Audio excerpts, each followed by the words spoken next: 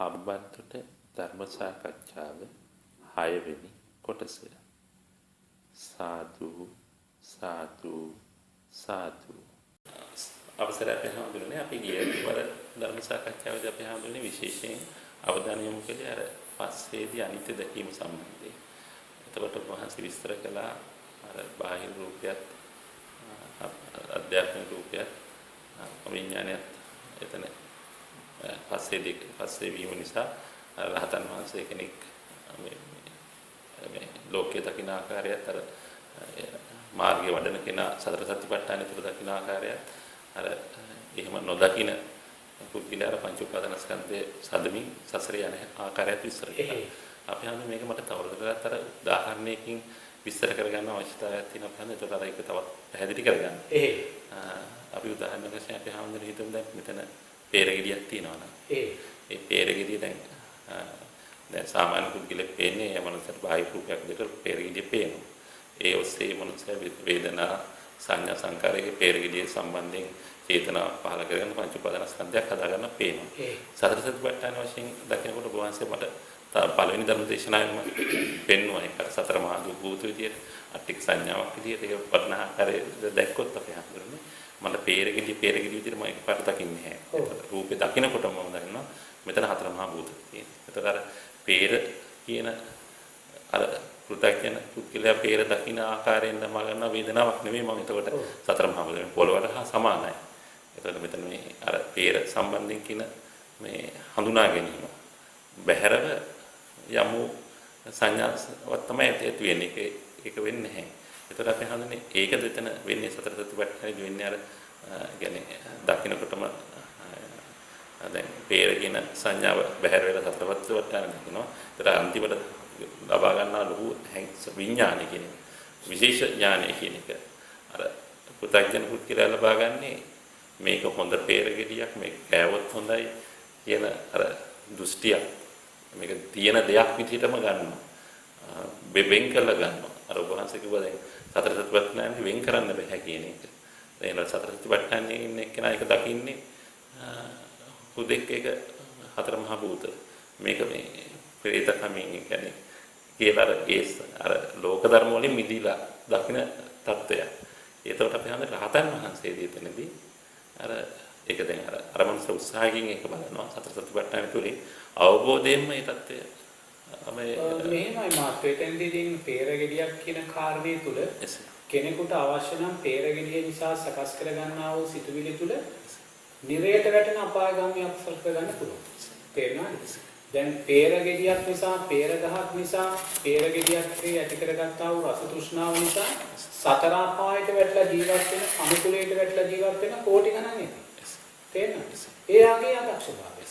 තේරෙනවද? පෙරගෙඩියක් නිසා පෙරගෙඩිය කෙරේ ඇති කර ගන්නා වූ රස තෘෂ්ණාව නිසා නිරේතුරු මේ අකුසල රැස්වීම නිසා කල්ප ගණන් දුක් විඳින අය වුණා. තේරෙනවද? ඒතකොට ඒ යාගේ තියෙන පුතක් දෙනවා. තේරෙනවද? ඒ පුතක් දෙන බාහිර ඒක යාගේ වැරද්දක් නෙමෙයි. තේරෙනවද? දැන් බුදුරජාණන් වහන්සේ නමක් ලෝකෙට පහළ වුණාට පස්සේ මේ උතුම් ධර්මයේ මත කරලා ගන්න. ඒතෙක් මොන කාටවත් జగතේකටවත් මේ උතුම් ධර්මයේ මත කරන්න බැහැ. තේරෙනවද? ඒතකොට බුදුරජාණන් වහන්සේ නමක් ලෝකෙට පහළ වෙන්නේ හේතුඵල ධර්මයක් නිසා. ජනතාවගේ ලෝකයාගේ කුසල ශක්තිය. තේරෙනවද? ඒතකොට බුදුරජාණන් වහන්සේ කෙනෙක් පහළ වෙන්නේ නැති අබුද්ධෝත්පාද කාලය කියන්නේ හේතුඵල ධර්මයක්. ජන ලෝකයාගේ අකුසල නිසා සකස් වෙනා වූ දෙයක්. ඒ නිසා මෙතන කෙනෙක් පෙර ගෙඩියක් නිසා, පෙර ගහක් නිසා, පෙර ගෙඩිය කෙරේ ඇති කර ගන්නා වූ රස තෘෂ්ණාව නිසා කල්ප ගණන් සතර අපායට දුක් ගැටලා දුක් විඳිනවායි කියන කාරණේ මහත්යෝ කාදින්වත් කරගත් නෙමෙයි. තේරෙනවද? ඊට අදාළව ධර්මානුකූල දැක්ම නැහැ. ආරෂ්ඨාංගික මාර්ගය දැක්ම නැහැ. ඒ නිසා යා පෙර ගෙඩිය නිසා අප්‍රමාණ දුකට වැටෙනවා. තේරෙනවද? ඒ වගේම පෙරගෙඩියක් නිසා මහත්යෝ කල්ප ගණන් ශාස්ත්‍රීය සැප ලබන්නත් පුළුවන්. එයාගේ දෙයක් දක්ෂයි. අර අදක්ෂය එමෙයා දක්ෂයි. පෙරගෙඩිය උපයෝගී කරගෙන පෙරගෙඩිය සාංගික සංඝයා උදෙසා පූජා කරලා දානෙ උදෙසා පූජා කරලා ඒ තුලින් සකස් කරගත්තා වූ කුසල් සිත නිසා පෙරගෙඩිය නිසා කල්ප ගණන් දිව්‍ය සැප විඳින්න පුළුවන්. තේරෙනවද? දැන් අරයා සතහන් පහයට වැටෙනවා. මෙයා පෙරගෙඩිය නිසා දිව්‍ය සැප විඳින්න. තේරෙනවද?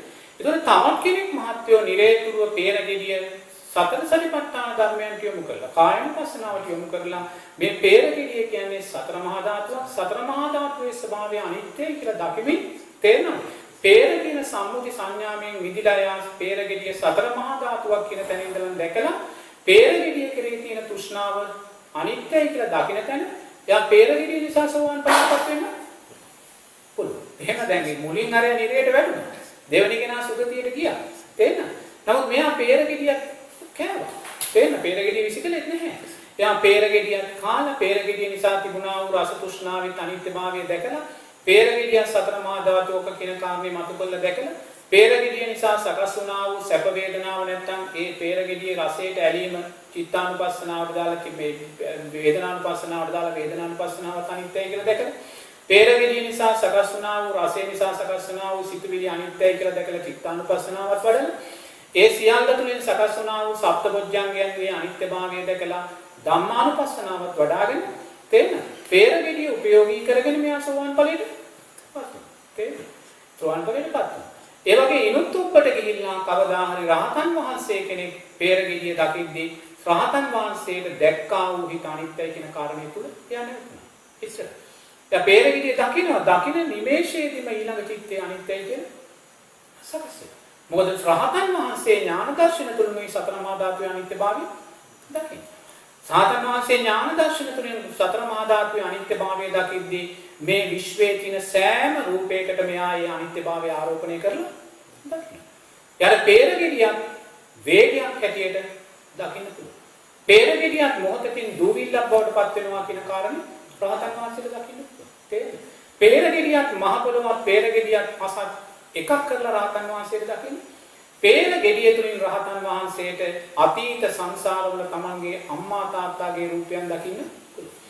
පෙතර පේරගෙඩියක් තියෙනවා නම් රහතන් වහන්සේ පේරගෙඩිය තුලින් තමාගේ අතීත රූපස්කන්ධයේ අනිත්‍යභාවය පේරගෙඩිය තුලින් දකින්න.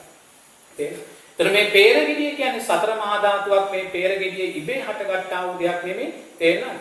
බීජයක් පැලවෙලා ඒක පැලයක් බවට පත් වෙලා ගහක් බවට පත් වෙලා ලොකු ක්‍රියාවලියක් තුලිනුයි බීජ නියම ධර්මයන් තුලින් පේරගෙඩියක් එන්නේ.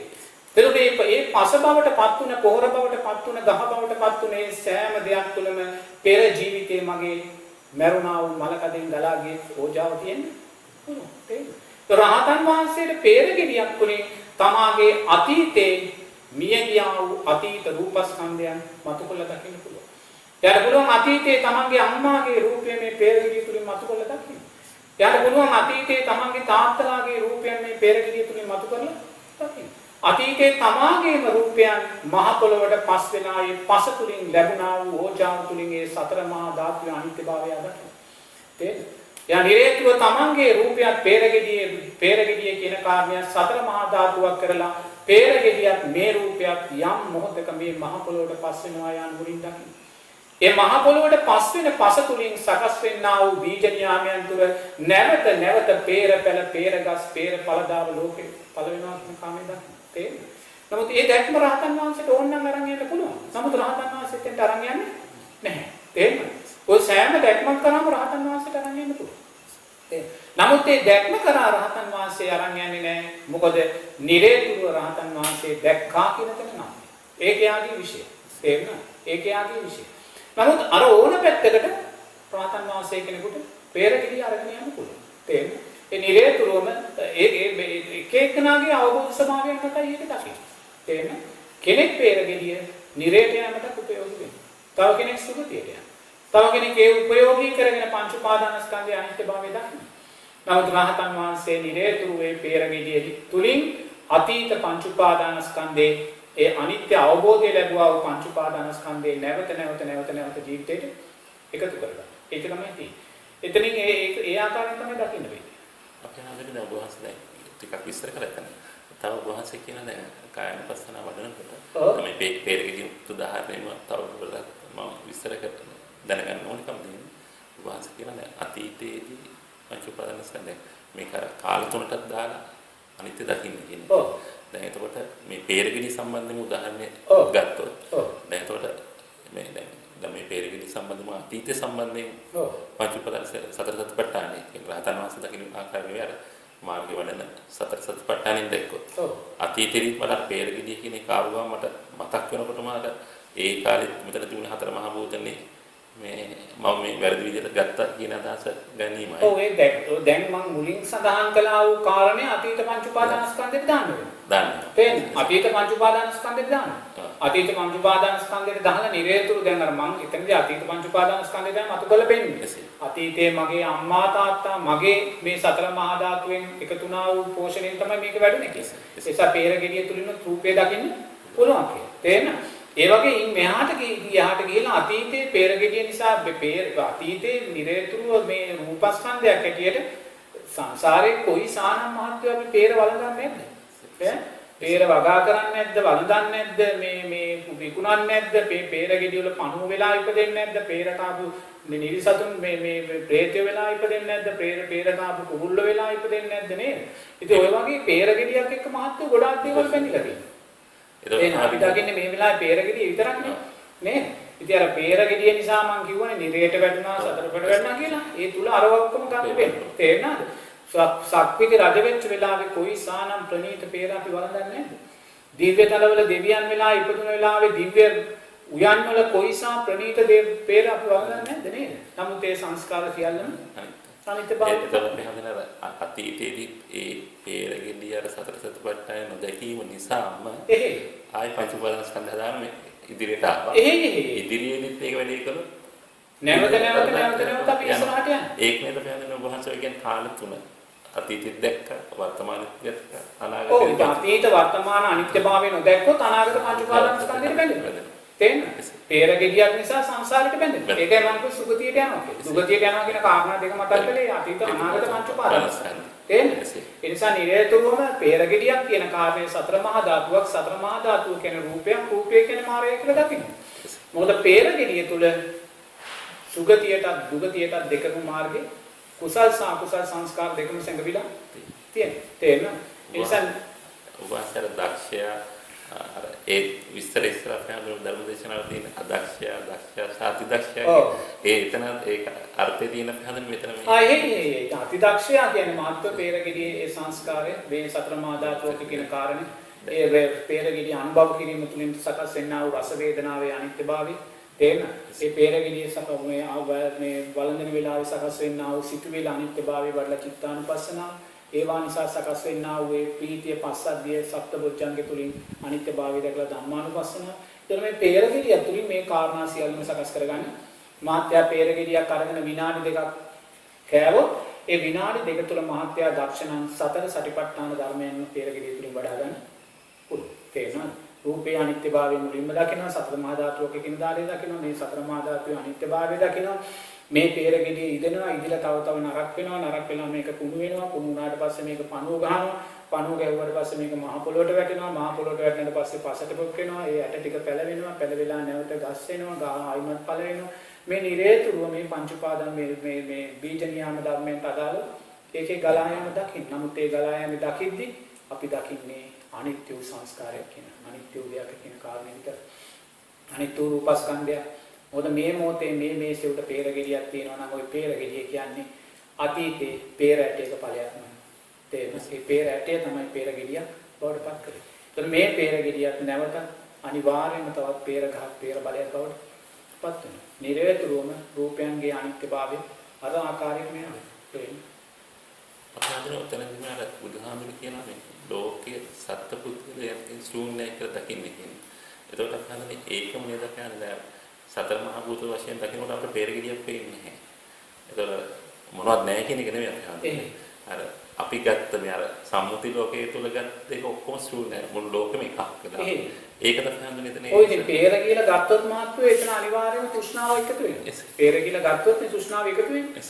රසය, ගුණය, වර්ණය, පාට මේ ඔය ඔක්කොම එකතු වෙනවා. පෙර කියලා ගත්ත තැනදී අනිවාර්යයෙන් මේ සියල්ලම එකතු වෙනවා. ඉතින් ඒක නිරේතුරුවම පෙර කියන කාරණේ සම්මුතියෙන් බැහැර වෙලා සතර මහා ධාතුවක් හැටියට අපි දකින්න දක්ෂ වෙනවා.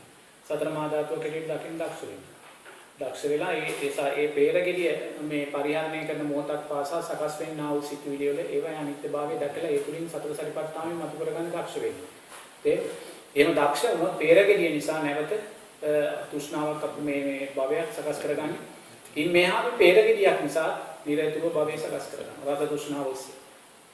අපි හරිය දැන් උපවාස දැන් ඒ ධර්ම දේශනාව දක්වනකොට දැන් පංච උපාදාන ස්කන්ධ අනිත්‍ය දැකීමෙන් අපි හඳුනන අපි දැන් ප්‍රයත්න වෙන්නේ. එතකොට අපි හඳුනන රූපේ ඉස්සර කළා, ඊගාට වේදනාව විස්තර කළා, ඊගාවට සංඥාව විස්තර කළා, ඊගාට සංකාර විස්තර කළා. ඒ කියන්නේ පස්සේ නිසා අතර පස්ස කියන්නේ ධර්ම හතරම උදාහරණ දක්වලා තියෙන නාම ධර්ම විදිහට. ඔව් විඥානයේ නාම ධර්ම. ඒතර විඥානයේ පැත්තකින් තියෙනවා. එතකොට මානසිකාකාර කියන එක අපේ හඳුනන්නේ කොහොමද එතන සම්බන්ධ? එතන මානසිකාරය කියන්නේ මහත්ව තුන විඥානයම තමයි. විඥාන. වෙන දෙයක් නෑ. ඒ වචන වල එහාට මෙහාට වීමක් විතරයි තියෙන්නේ. රූප වේදනා සංඥා සංකාර විඥාන කොහොම ඕක තමයි පංච උපාදාන. මම නම් පංච උපාදාන ස්කන්ධය ඇලිය දකින්නේ උත්තරයි. රූප වේදනා සංඥා සංකාර විඥාන. තේරෙන්නේ නැත්නම් පස්ස වේදනා සංඥා සංකාර විඥාන. ඒක ඔකට ඉතින් සාමාන්‍ය සංස්කාර කියන තැනට චේතනාව කියන වචනේ දානවා. ඉතින් ඒවා ඉතින් ඒ වචන වල වෙනස් වීමක් නිසා නැතුව ඉතින් වෙන දෙයක් නෙමෙයි. ඒ අවසරයි. අපේ හැමෝම වහන්සේ අර සබ්බාස සූත්‍රයේ දක්වලා තියෙනවා. දැන් කියන්නේ බාහිර රූපයත් අධ්‍යාත්මික රූපයත් විඥානයත් එක්ක දෙලා පස්ස හැදුනා. පස්සේ වේදනාව, ඒක සංඥාව, ඊට සංකාර, ඊට විඥානය. ඒතර විඥානය කියනකොට ඔබ වහන්සේ විස්තර කරලා තියෙනවා. සංකාර නිසා සකස් වෙන කර්ම ශක්තිය විඥාන නිසා හඳුනනවා කියලා. මේ කර්ම ශක්තිය ආයතන 6 තුලින් ආයතන මැරමින් ඉපදෙමින් භවය කරා යනවා කියලා අපි හඳුනන. එතන අපි හඳුනන තව ටිකක් ඉස්සරහ කර්ම ශක්තිය පිළිබඳ දැනීම තමයි විඥානය. කර්ම ශක්තිය තුලින් සකස් වෙනා වූ දැනීම. තේරෙනවද? මාත්‍යාර සිය දිවි නසා ගන්න කියලා දැන් විඥානයක් සකස් වෙන්නේ මොකද්ද? ඒක කර්ම ශක්තිය. තේරෙනවද? ඒ කර්ම ශක්තිය නිසා තමයි මේ දැනීම සකස් වෙන්නේ. ඒ නිසා මාත්‍යෝවා වචන ඒකේ භාවිතා කළා දෙකින් එකම අර්ථය තමයි තියෙන්නේ. තේරෙනවද? කෙනෙක්ට මේ උසස් අධ්‍යාපනයට යොමු වෙන්න කියලා දැනීම සකස් වෙනවා. තේරෙනවද? ඒ දැනීම ඒ ඇයිද ඊට අදාළ කුසල සංස්කාර පිටිපස්සේ තියෙනවා. තේරෙනවද? ඊට අදාළ කර්ම ශක්තිය පිටිපස්සේ යට තියෙනවා. තේරෙනවද? කෙනෙකුට මානුෂ්‍ය ඝාතනයක් කරන්න ඕනේ කියලා හිතක් සකස් වෙනවා. ඇයි ඒ සකස් වෙන්නේ? ඊට අදාළ කර්ම ශක්තිය පිටිපස්සේ තියෙනවා. ඒතකොට මේ විශේෂ දැනීම් ඊට අදාළව සකස් වෙන්නේ මහත්වෝ ඉතින් අතීත කුසල සංස්කාර අකුසල සංස්කාරම තමයි. ඒ දේවා වෙන්වෙන්ව ගන්න බෑ මහත්වෝ. මම ඒකනේ කිව්වේ සංස්කාර තුල විඥානෙ බැසගෙන තියෙනවා. තේරෙනවද? දැන් කාර්යවත් විඥානෙ බැසගෙන තියෙනවා. ඊටවා වෙන්වෙන්ව කතා කරන තාක්ක කතා කර හිත ඇයි අපිට. තේරෙනවද? අවබෝධය කියන කාරණේ නම් දකින්න බෑ. ඒ කියන්නේ මට නම් විඥානය කියන කාරණයක් ගැන කතා කරන මොහොතේම මාත්‍ය මම කැමති අනිත්‍යය කියන වචනේ නවත්තලා දාන්න. තේරෙනවද? මොකද ඊට එහා දෙයක් මම නම් කොතනකවත් දකින්නේ නැහැ. තේරෙනවද? කොතනකවත් දකින්නේ නැහැ. සාරා සංක කල්ප ලක්ෂ ගානක් මේ සත්වයන් මේසා දුකටපත් කළා. මට නම් විඥානය කියන කාරණේ තුල මට දෙන්න තියෙන එකම එක පිළිතුරයි අනිත්‍යය කියන කාරණේ විතරයි. ඊට වඩා දෙයක් හිතන්නවත් යන්නේ. හිතන මොහොතේ විඥානයේ තුල ඉඳමින් අපි විඥානේ ඔය කතා කරනවා ප්‍රශ්න කරනවා. තේරෙනවද? ඒක තමයි වදකයා හඳුනගන්නේ. තේරෙනවද? වදකයා හඳුනා ගන්න පුළුවන් හරිම ක්‍රමේ තමයි විඥානය කියලා හිතද්දී අනිත්‍යය කියලා දකින්න. ඒ තරම් වදකයා හඳුනා ගැනීම වෙන ක්‍රමවේදයක් නැහැ. තේරෙනවද? ඉන් එහා අපි තරක විඥානය කියන කාරණේ නිසා මාත්‍රෝ අනේ අපේ කොච්චරනම් මිනිස්සු මේ අකුසල් කරගන්නේ. තේරෙනවද? අකුසල් ස්වාමීන් වහන්සේ පැවිදි දෙපාර්ශ්වය. තේරෙනවද? අපි ගොඩාක්ම සමාජයෙන් මගහැරලා ඉන්නේ toy හේතු නිසා. තේරෙනවද? කතා කරන්න දෙයක් නැති තැන කතා කරනවා. එතන කතා කරන්න දෙයක් නැහැ. විඥානය කියන්නේ අනිත්‍ය උදාහරණතාවයක් විතරයි. මේ මොහොතේ විඥානය කියන සිතුවිල්ල අනිත්‍යයි කියලා දකිද්දී උතන තමයි විඥානය කියන්නේ. තේරෙනවද?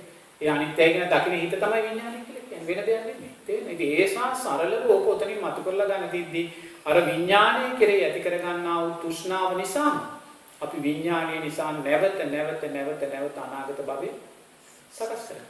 තේරෙනවද? ඒ නිසා මම විඥානය කියන කාරණේදී මට සකස් වෙන එකම හිත අනිත්‍යයි කියන කාරණේ විතරයි. අයිමත් ඒකේ එක දශමයකවත් බැඳීමක් සකස් වෙනවා. මොකද ඒක වේගයක් විතරයි. ප්‍රවේගයක් විතරයි. තේරෙනවද? ඒ ප්‍රවේගය තුල හැඩයක්, වර්ණයක්, රූපයක් එහෙම නැත්නම් මේ ගුණාත්මක භාවයක්, නුගුණාත්මක භාවයක් මොකක්වත් නැහැ. තේරෙනවද? එච්චරයි. අපේ හදින වහන්සේ විඥානයේ නාම ධර්මයකට අයිති කියන අදහස අපි හඳුනන්නේ ඒක කොහොමද අපි ගලපගන්නේ අර විඥාන පත්‍ය නාම රූප කියනකොට අපි හඳුනන්නේ නාම වෙනම වගේ දැක්කම නාමයේ රූපේ වෙනමයි විඥානය වෙනමයි කියලා දැක්කේ. එතකොට අර විඥානයේ නාම කොටසයි තියෙන අපේ හද මෙහෙම කොහොමද එහෙම එතන නෑ මෙහෙමයි පටිච්චසමුප්පාද ධර්මයේදී මහත්වෝ විඥානපච්චය නාම රූපං කියන කාරණේ සකස් වෙනවා. ඒතකොට දැන් එතනින්ම මහත්යාට පැහැදිලි විඥානය කියන කාරණය සංස්කාර හේතුවෙන් සකස් වුණා. තේරෙනවද? ඒතකොට මේ විඥානයේ හේතුවෙන් ආයිම සකස් වෙන්නේ මොකද්ද? නාම රූප. එතනත් විඥානය බැසගෙන තියෙනවා. තේරෙනවද? ඒතකොට ඒකයි මම මහත්යාට මීට ඉස්සෙල්ලා මතක් කළේ විඥානය කියන කාරණේ තුල කාරණේ මහත්වෝ මේ සෑම ධර්මතාවයක්ම තුලම බැසගෙන තියෙනවා ධර්මතාවයක් කියන කාරණේ. තේරෙනවද? එනිසා අතන විඥානපච්චය නාම රූපං කිව්වහම දැන් මෙතන කාරණා දෙකකට කෙනෙක් ගන්නේ නේද? ඒතකොට මෙතන මුලින් විඥානයේ තියෙනවා සංස්කාර නිසා සකස් වුණා වූ ඵලය. ඒතකොට දැන් සංස්කාර නිසා සකස් වුණා වූ ඵලයේ විඥානය ආයිමත් කොහොමද නාම රූප බවට පත් වෙලා එතනත් විඥානය සකස් වෙන්නේ කියන කාරණා. එතනදී සංස්කාරපච්චය විඥාන සංස්කාර නිසා සකස් වුණා වූ විඥානය කියන්නේ මොකද්ද? අවසාන චුති සිත. තේරෙනවද? අවසාන චුති සිත. ඒතකොට අවසාන චුතිසිතේ කියන්නේ පංච උපාදානස්කන්ධය අවසාන පංච උපාදානස්කන්ධය අවසාන පංච උපාදානස්කන්ධය කියන්නේ මොකද්ද? අවසාන සකස් වෙන්නා වූ බාහිර රූපයක් ආධ්‍යාත්මික රූපය විඥානය එකතු වීම නිසා සකස් වෙන්නා වූ පස්ස වේදනා සංඥා සංකාර විඥාන ධර්මතාවය. තේරෙනවද? ඒතකොට එතනත් සකස් වුණේ විඥානයමයි දැනීමමයි. තේරෙනවද? ඒ දැනීමට අදාළව අන්න මෞකුසේ ගිහිල්ලා බැස ගන්න මොහොතේ පටන් ආයිමත් රූපය ඇසුරු කරගෙන ආයිමත් නාම ධර්මයන් සකස් වෙනවා. ඒ නාම ධර්මයන් සකස් වෙදී ආයිමත් විඥානයේ නාම ධර්මයන් සෑම දෙයක් අතරම බැසගෙන නිරේතුරුවම තව භවයට අරන් යනවා. තේරෙනවද? එහෙම තමයි එතනින් ගන්න තියෙන්නේ. එහෙයි.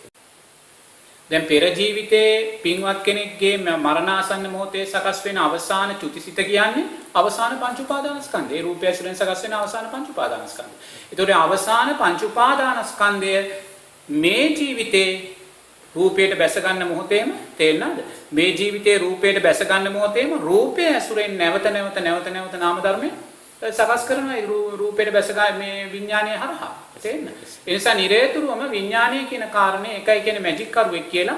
අතන විඥානය කියන තැන ඉඳන් විඥාන හේතුවෙන් සකස් වෙන ඵලයේ නාම ධර්මයන් තුල විඥානය බැසගෙන තියෙනවා. තේරෙනවද? ඒකයි මම කිව්වේ විඥානය කියන කාරණේ හිතන්න හොයන්න කියවන්න යන්න එපා. ඒක කවදා හරි අපි අවබෝධයෙන්මයි දකින්න ඕනේ කියන කාරණය මතක් කළේ ඒකයි. තේරෙනවද? විඥානයේ මේ සෑම ධර්මතාවයක් තුළම පංච උපාදානස්කන්ධයේ සෑම ධර්මතාවයක් තුළම විඥානය බැසගෙන තියෙනවා.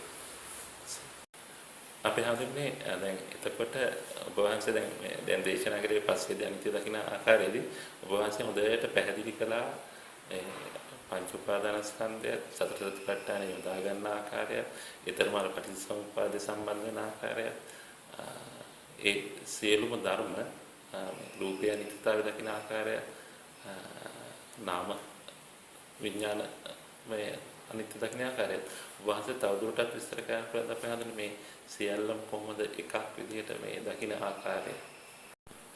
මේමයි මාත්‍යෝ දැන් පටිච්චසමුප්පාද ධර්මය සතර සතිපට්ඨාන ධර්මයේනු ආරෂ්ඨාංගික මාර්ගය අතීත පංච උපාදානස්කන්ධයක් හැටියට දකින්න පුළුවන්. තේරෙනවද? දැන් පටිච්චසමුප්පාද ධර්මයන් කෙනෙකුට අතීත පංච උපාදානස්කන්ධයක් හැටියට දකින්න පුළුවන්. තේරෙනවද? සතර සතිපට්ඨාන ධර්මයනුත් අතීත පංච උපාදානස්කන්ධයක් දකින්න. දැකලා ඒවායේ අනිත්‍යභාවය දකින්න පුළුවන්. දැන් පටිච්චසමුප්පාද ධර්මයේ මුල්ම ධම්මද අවිද්‍යාපච්චය සංඛාර. තේරෙනවද? ඒතර මේ අතීත පංච උපාදානස්කන්ධයක් හැටියට දකින්නවා කියන්නේ අතීතේ සංසාරයේ කොච්චරනම් අවිද්‍යාව සකස් කරගෙන ඉන්නේ. ඒ සකස් කරගත්තා වූ අවිද්‍යාව නිසා සකස් වුණා වූ සංස්කාර නිත්‍ය වුණාද අනිත්‍ය වුණාද?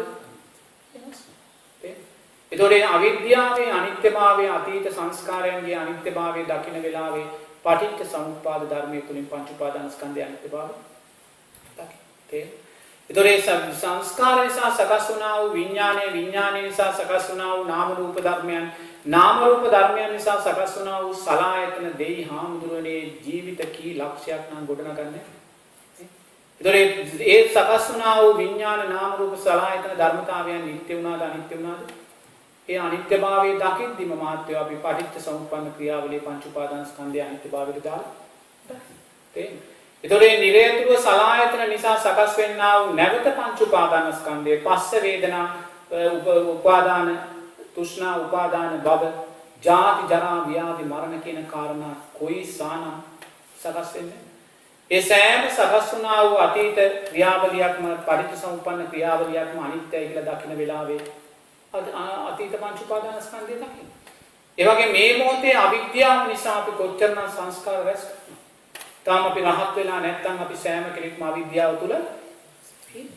එහෙනම් මේ මොහොතේත් අපි අවිද්‍යාව තුල ඉන්නවා. වර්තමාන පංච උපාදානස්කන්ධය තුල අන්නේ වර්තමානයේ සකස් වෙන්නා වූ මේ අවිද්‍යාව සාගත සිතේ අනිත්‍යභාවය. ඒ අවිද්‍යාව නිසා මේ මොහොතේත් අපි සංස්කාර රැස් කරමින් ඉන්නේ. නමුත් මේ සංස්කාර රැස් කරන සංස්කාර නිට්ටයද අනිත්‍යද? වෙනස්ලා. එතකොට මේ සංස්කාර නිසා මාත්‍ය අනාගත නැවත විඥානයේ නැවත නාම රූප ධර්මයන් නැවත සලආයතන ධර්මයන් සකස් කර ගැනීමේ ක්‍රියාවලියයි භවයේ සකස් කර ගැනීමේ ක්‍රියාවලියයි කියලා.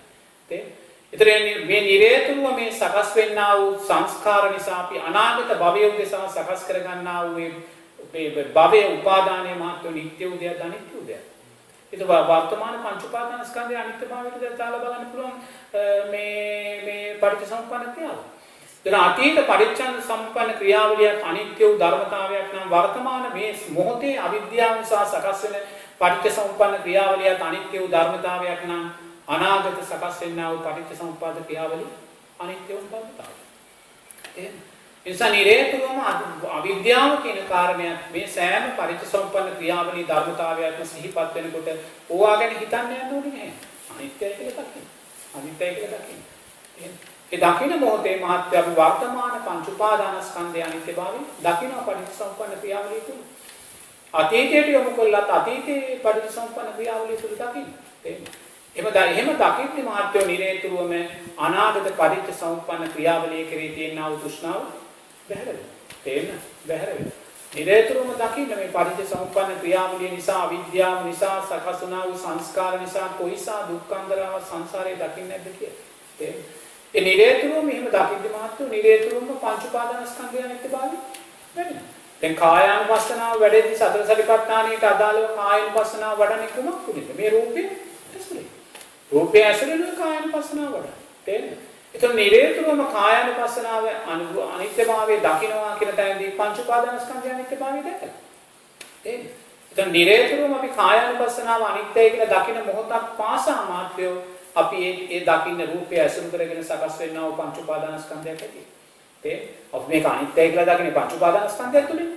ඒතකොට නිරේතුරුව කායානුපස්සනාව තුල වැඩෙන්නේ පංච උපාදානස්කන්ධය. නමුත් අපි ඒක අනිත්‍යයි කියලා දකින තැන පංච උපාදානස්කන්ධය අනිත්‍යභාවය දකින්න. තේරෙනවද? ඒ නිසා නිරේතුරුව චිත්තානුපස්සනාව වැඩෙන්නේ මේ රූපය ඇසුරු කරගෙන. රූපය ඇසුරු කරගෙන පංච උපාදානස්කන්ධයක් ඇති. වේදනානුපස්සනාව ධම්මානුපස්සනාව වැඩෙන්නේ මේ රූපය ඇසුරු කරගෙන පංච උපාදානස්කන්ධයක් ඇති. තේරෙනවද? ඒ නිසා ඔය සතර සතිපට්ඨානය තුලිනු පටිච්චසමුප්පාද ධර්මයන් තුලිනු ආරෂ්ඨාංගික මාර්ගය තුලිනු අපිට මේ පංච උපාදානස්කන්ධය අනිත්‍යභාවය දකින්න පුළුවන්. අතීතේ සංසාරයේ කොච්චරනම් මං සම්මා දිට්ඨිය සකස් කරගන්නේ නැහැ. ඒ සම්මා දිට්ඨිය නිසා කොච්චරනම් මං සුගතියින්නේ උපදින්නේ නැද්ද? අතීතේ කොච්චර මං සම්මා සංකප්ප සකස් කරගෙන ඉන්නේ නැද්ද? නමුත් මේ සෑම සංස්කාරයක්ම නමුත් මේ සෑම සංස්කාරයක්ම සකස් වුනේ රූපය ඇසුරින්මයි. රූපයක් ඇසුරු කරගෙනමයි නේද? නමුත් මේ සෑම සංස්කාරයක්ම අනිත්‍යයි ගියා කියන මේ මොහොතේ ආරෂ්ඨාංගික මාර්ගය තුලින් මේ සකස් කර ගන්නා වූ වර්තමාන සංස්කාරات අනිත්‍යයි කියලා දකිද්දී පංච උපාදානස්කන්ධය අනිත්‍යභාවය දැකලා තියෙනවා. තේරෙනවද? මේක අමුතුවෙන් හොයාගෙන යන්න අවශ්‍යතාවයක් නැහැ. තේරෙනවද? ඉතින් ඒ නිසා Tamanට සකස් වෙන හිතේ අනිත්‍යභාවය දකින මොහොතේ මාත්‍රයේ දැක්ම තුල පංච උපාදානස්කන්ධයේ අනිත්‍යභාවය අපි දැක්කා. තේරෙනවද? ඉතින් ඒ නිසා නිරේතුරුව මේ ගොඩාක් හොයා යන්න අවශ්‍යතාවයක් නැහැ. තේරෙනවද? හොයන හිත අනිත්‍යයි කියලා දකින තැන ධර්මයෙන් තමයි. හොයන තාක්කල් අපි අධර්මයේ තුලගෙන ඉඳගෙන අධර්මයෙන් හොයන. තේරෙනවද? ඒ නිසා හොයන හිත අනිත්‍යයි කියලා දකින්න තේරෙනවද? ඒ දකින තැන ධර්මයෙන් කියනවා. එහෙනම් වහන්සේලා දේශනා කරා ඉස්සෙල්ලා හැමදෙන වහන්සේකෝ දැන් රූපය අනිත්‍යතාවයෙන් දකින්න ඕනේ. දැන් වහන්සේ දැන් ඉස්සර කළා ඒක වෙන ආකාරයෙන් අපූර්ව ආකාරයක් ඒක. කියන්නේ වාසික රූපයන්ක දැක්කට පස්සේ අර වේදනාවේ ඒ ටිකත් එනවා කියලා අන්තිමට. ඊකට වාසික ඒක පැහැදිලි කිරීම දෝ කියලා මට හිතුණා ඒකෙතන. දැන් වේදනාව තියෙන්නේ රූපය ඇසුරු කරගෙන. දැන් වේදනාව අපිට දැන් වේදනාව දැනෙනකොට උන ඒ රූපය ඇසුරු කරගෙන. ඒ රූපය ඇසුරුෙන් සකස් රූපයක් හේතුවෙන් සකස් වෙනවා. ඔව් සංඥාවත් අපේ හැමෙන් රූපය ඇසුරු කරගෙන. දැන් යම් චේතනාවක් පහළ නම් ඒ රූපයක් ඇසුරු කරනවා. එතකොට දැන් රූපය අනිත්‍යතාව දකිනකොට ඒ අනිකුත් ඒවාත් පේනව නේද? ඒ සම්බන්ධතාවය. ඒ රූපය ඒකනේ බුදුරජාණන් වහන්සේ සතරසතිපට්ඨානයේ රූපේ අනිත්‍යභාවය දකින්න කියන්නේ. තේරෙනවද? රූපේ අනිත්‍යභාවය දකින්න. රූපේ අනිත්‍යභාවය දකින්න මොහොතේ මහත්යෝ ඊතුරු කාරණා පිළිබඳ අපිට හිතන්න ගොඩාක් දේවල් නැහැ. තේරෙනවද? හිතනවා කියන්නේ ඒ වෙලාවේ අපි චිත්තානුපස්සනාව තුළ එහෙම නැත්නම් ධම්මානුපස්සනාව තුළ ඉඳලා නැහැ. තේරෙනවද? එච්චර වෙන හේතුවක් නෙමෙයි අපි සතරසතිපට්ඨානයේ තුළ ඉඳලා නැහැ. සතරසතිපට්ඨානයේ තුළ ඉඳලා රූපේ අනිත්‍යභාවය දකින්න තැන අනිවාර්යයෙන්ම මාත්‍රයේ දකින්න සිතුවිල්ලක් පාසාය පංච උපාදානස්කන්ධය අනිත්‍යභාවය දකින්න. පංච උපාදානස්කන්ධය අනිත්‍යභාවය දකින්න. තේරෙනවද? ඒ නිසා හැම වෙලාවම රූපේ අනිත්‍යභාවය දකින්න. රූපේ අනිත්‍යභාවය දකින්න මොහොතේ ඒ සකස් වෙන්නා වූ සිතුවිලි චිත්තානුපස්සනාවට, වේදනානුපස්සනාවට, ධම්මානුපස්සනාවට යොමු කරනවා. එච්චරයි. අවසරයක් ගන්න ඉන්ද්‍රිය ධර්ම කියලා කියන මොනවද හඳුනන්නේ? ඉන්ද්‍රිය ධර්ම බුදුරජාණන් වහන්සේ ඉන්ද්‍රිය ධර්මයන් බල ධර්මයන් කියලා දේශනා කරන ඔය සත්‍තිස් බෝධිපාක්ෂික ධර්මයන්ටයි ධර්මයන්. ඉන්ද්‍රිය ධර්මයන් කියන්නේ සද්ධා, වීර්ය, සති, සමාධි, ප්‍රඥා. තේන? පංච ඉන්ද්‍රියන් කියලා කියන්නේ. සද්ධා, වීර්ය, සති, සමාධි, ප්‍රඥා. තේන? ඒතර ඉන්ද්‍රිය ධර්මයන් ඕනෑම පුද්ගලයෙක් තුළ යම් ප්‍රමාණයකට වැඩිලා තියෙනවා. තේන? යම් ප්‍රමාණයකට වැඩිලා තියෙනවා. තේන? නමුත් යම් ප්‍රමාණයකට වැඩිලා තියලා නිරේතුරු මේ ඉන්ද්‍රිය ධර්මයන් පහ සමභාවයටපත් කරගන්නේ සෝවාන් ඵලයටපත් වෙන මොහොතේ. තේන? සමභාවයටපත් කරගන්න. ඉන්ද්‍රිය ධර්මයන් පහ සමභාවයටපත් කරගත්ත තැනදී එයා උතුම් සෝවාන් ඵලයටපත් වෙනවා. තේන? ඒතර උතුම් සෝවාන් ඵලයටපත් වුණාට පස්සේ එයා තුළ ඉන්ද්‍රිය ධර්මයන්ම බල ධර්මයන් හැටියට වැඩෙනවා. බල ධර්මයන් හැටියට වැඩෙනවා. රහත් ඵලයටපත් වෙන මොහොත දක්වා බල ධර්මයන් හැටියට වැඩෙනවා. බල ධර්මයන් අවසන් කරන්නේ උතුම් රහත් ඵලයටපත් වෙන වෙලාව. එයාගේ ආත්ම වැඩෙන ඉන්ද්‍රිය ධර්මයන් බල ධර්මයන් නැහැ. තේරෙනවද? අපෙන් අනිත් තමයි මොහොතේ දැන් විකරම දක්වලා තියෙනවා. සෝහන් වෙනකන් වැඩෙනා වූ ඉන්ද්‍රිය ධර්ම සෝහන් වුණාට පස්සේ වැඩෙන බල ධර්ම. ඒක මොකක්ද අපේ හඳුන වෙනස?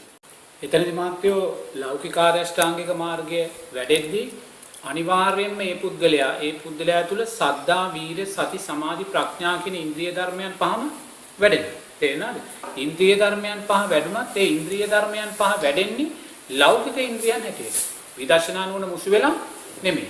එයා සද්ධාව කියන ඉන්ද්‍රිය අනිත්‍යයි කියලා තාම දන්නේ නැහැ.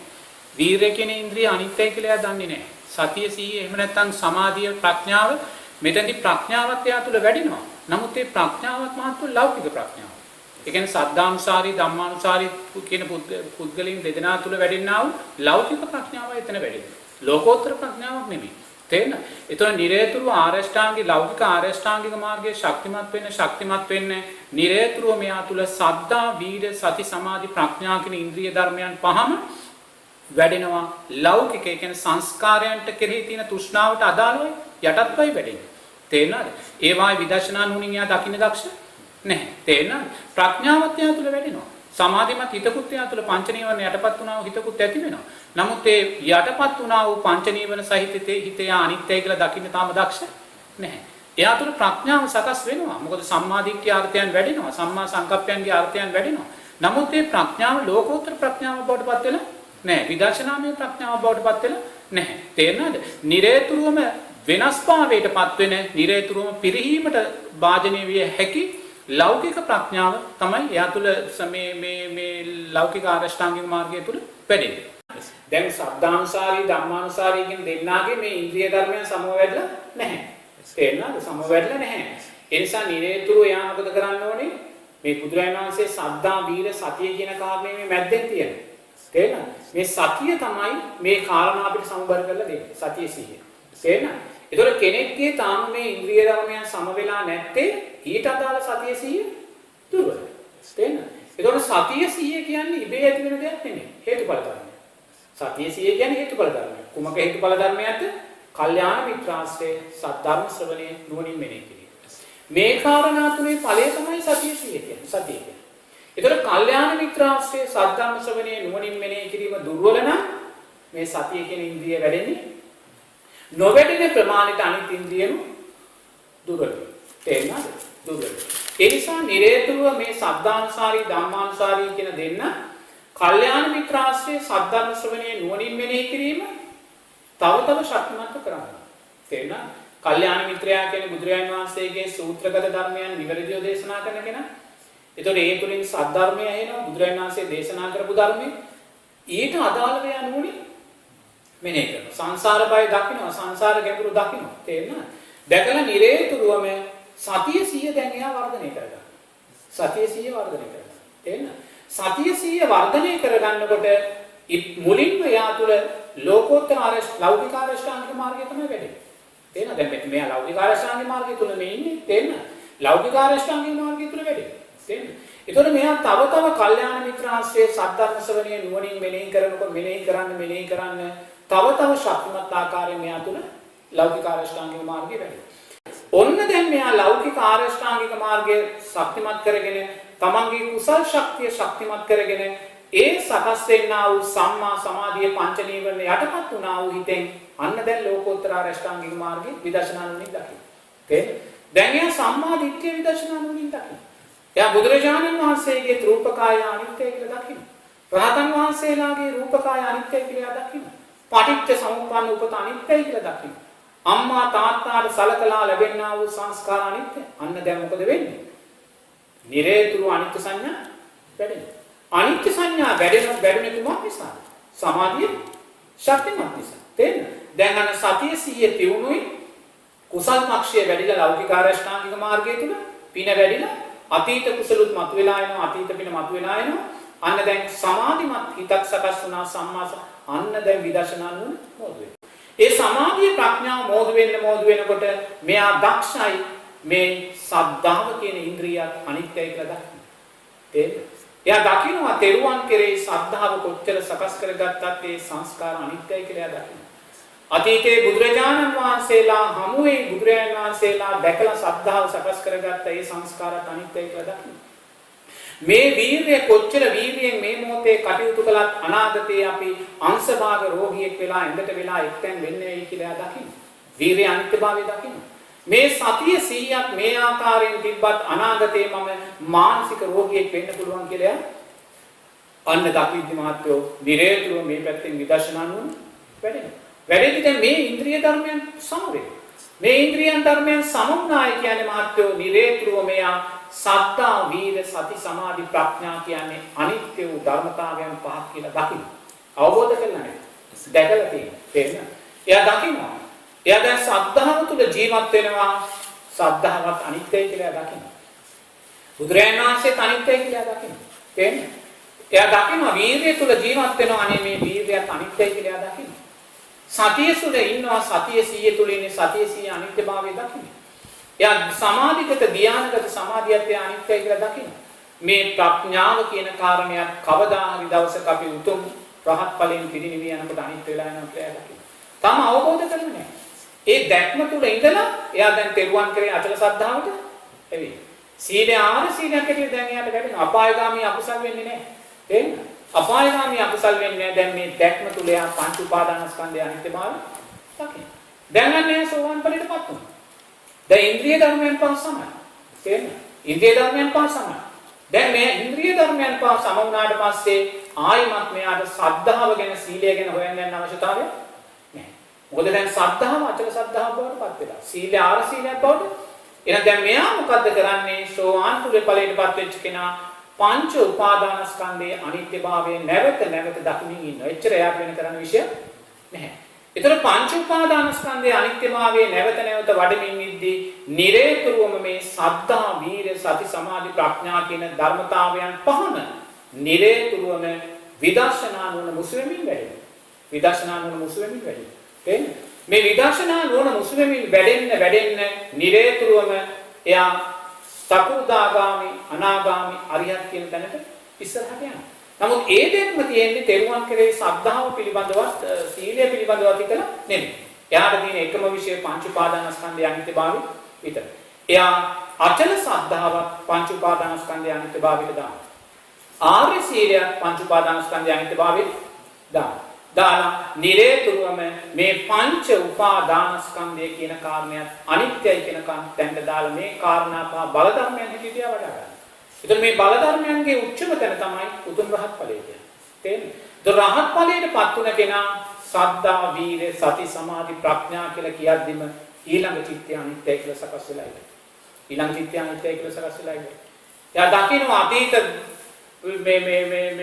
මේ ජීවිත අතීත ජීවිතයන් වලට කල්ප ගානක් ඈතට එයා හිත යොමු කරලා දකින්නවා සංසාරේ සද්ධාව සකස් කරගෙන මම කොච්චරනම් ඉන්නේ නැද්ද කියලා. ඒ සංස්කාර අනිත්‍යුණා කියලා දකින්න. අතී සංසාරේ කොච්චරනම් මම වීරයෙන් අවුරුදු 40000 50000 ආයුෂ තියෙන කාලේ කොයිසා වීරයෙන් කටයුතු කරන්නේ නැද්ද කියලා දකින්න. අතීතේ මම අවුරුදු දසදහස් ගණන් කාලයක් ජීවත් වෙද්දී කොයිසානම් සතිය සිහියෙන් අංග සම්පූර්ණ මිනිසෙක් වෙලා ජීවත් වෙන්නේ නැද්ද කියලා දකින්න. කොයිසානම් සමාධිය වැඩිලාද කියලා දකින්න. කොයිසානම් ලෞකික ප්‍රඥාවෙන් පරිපූර්ණ වෙලා ඉන්නේ නැද්ද කියලා දකින්න.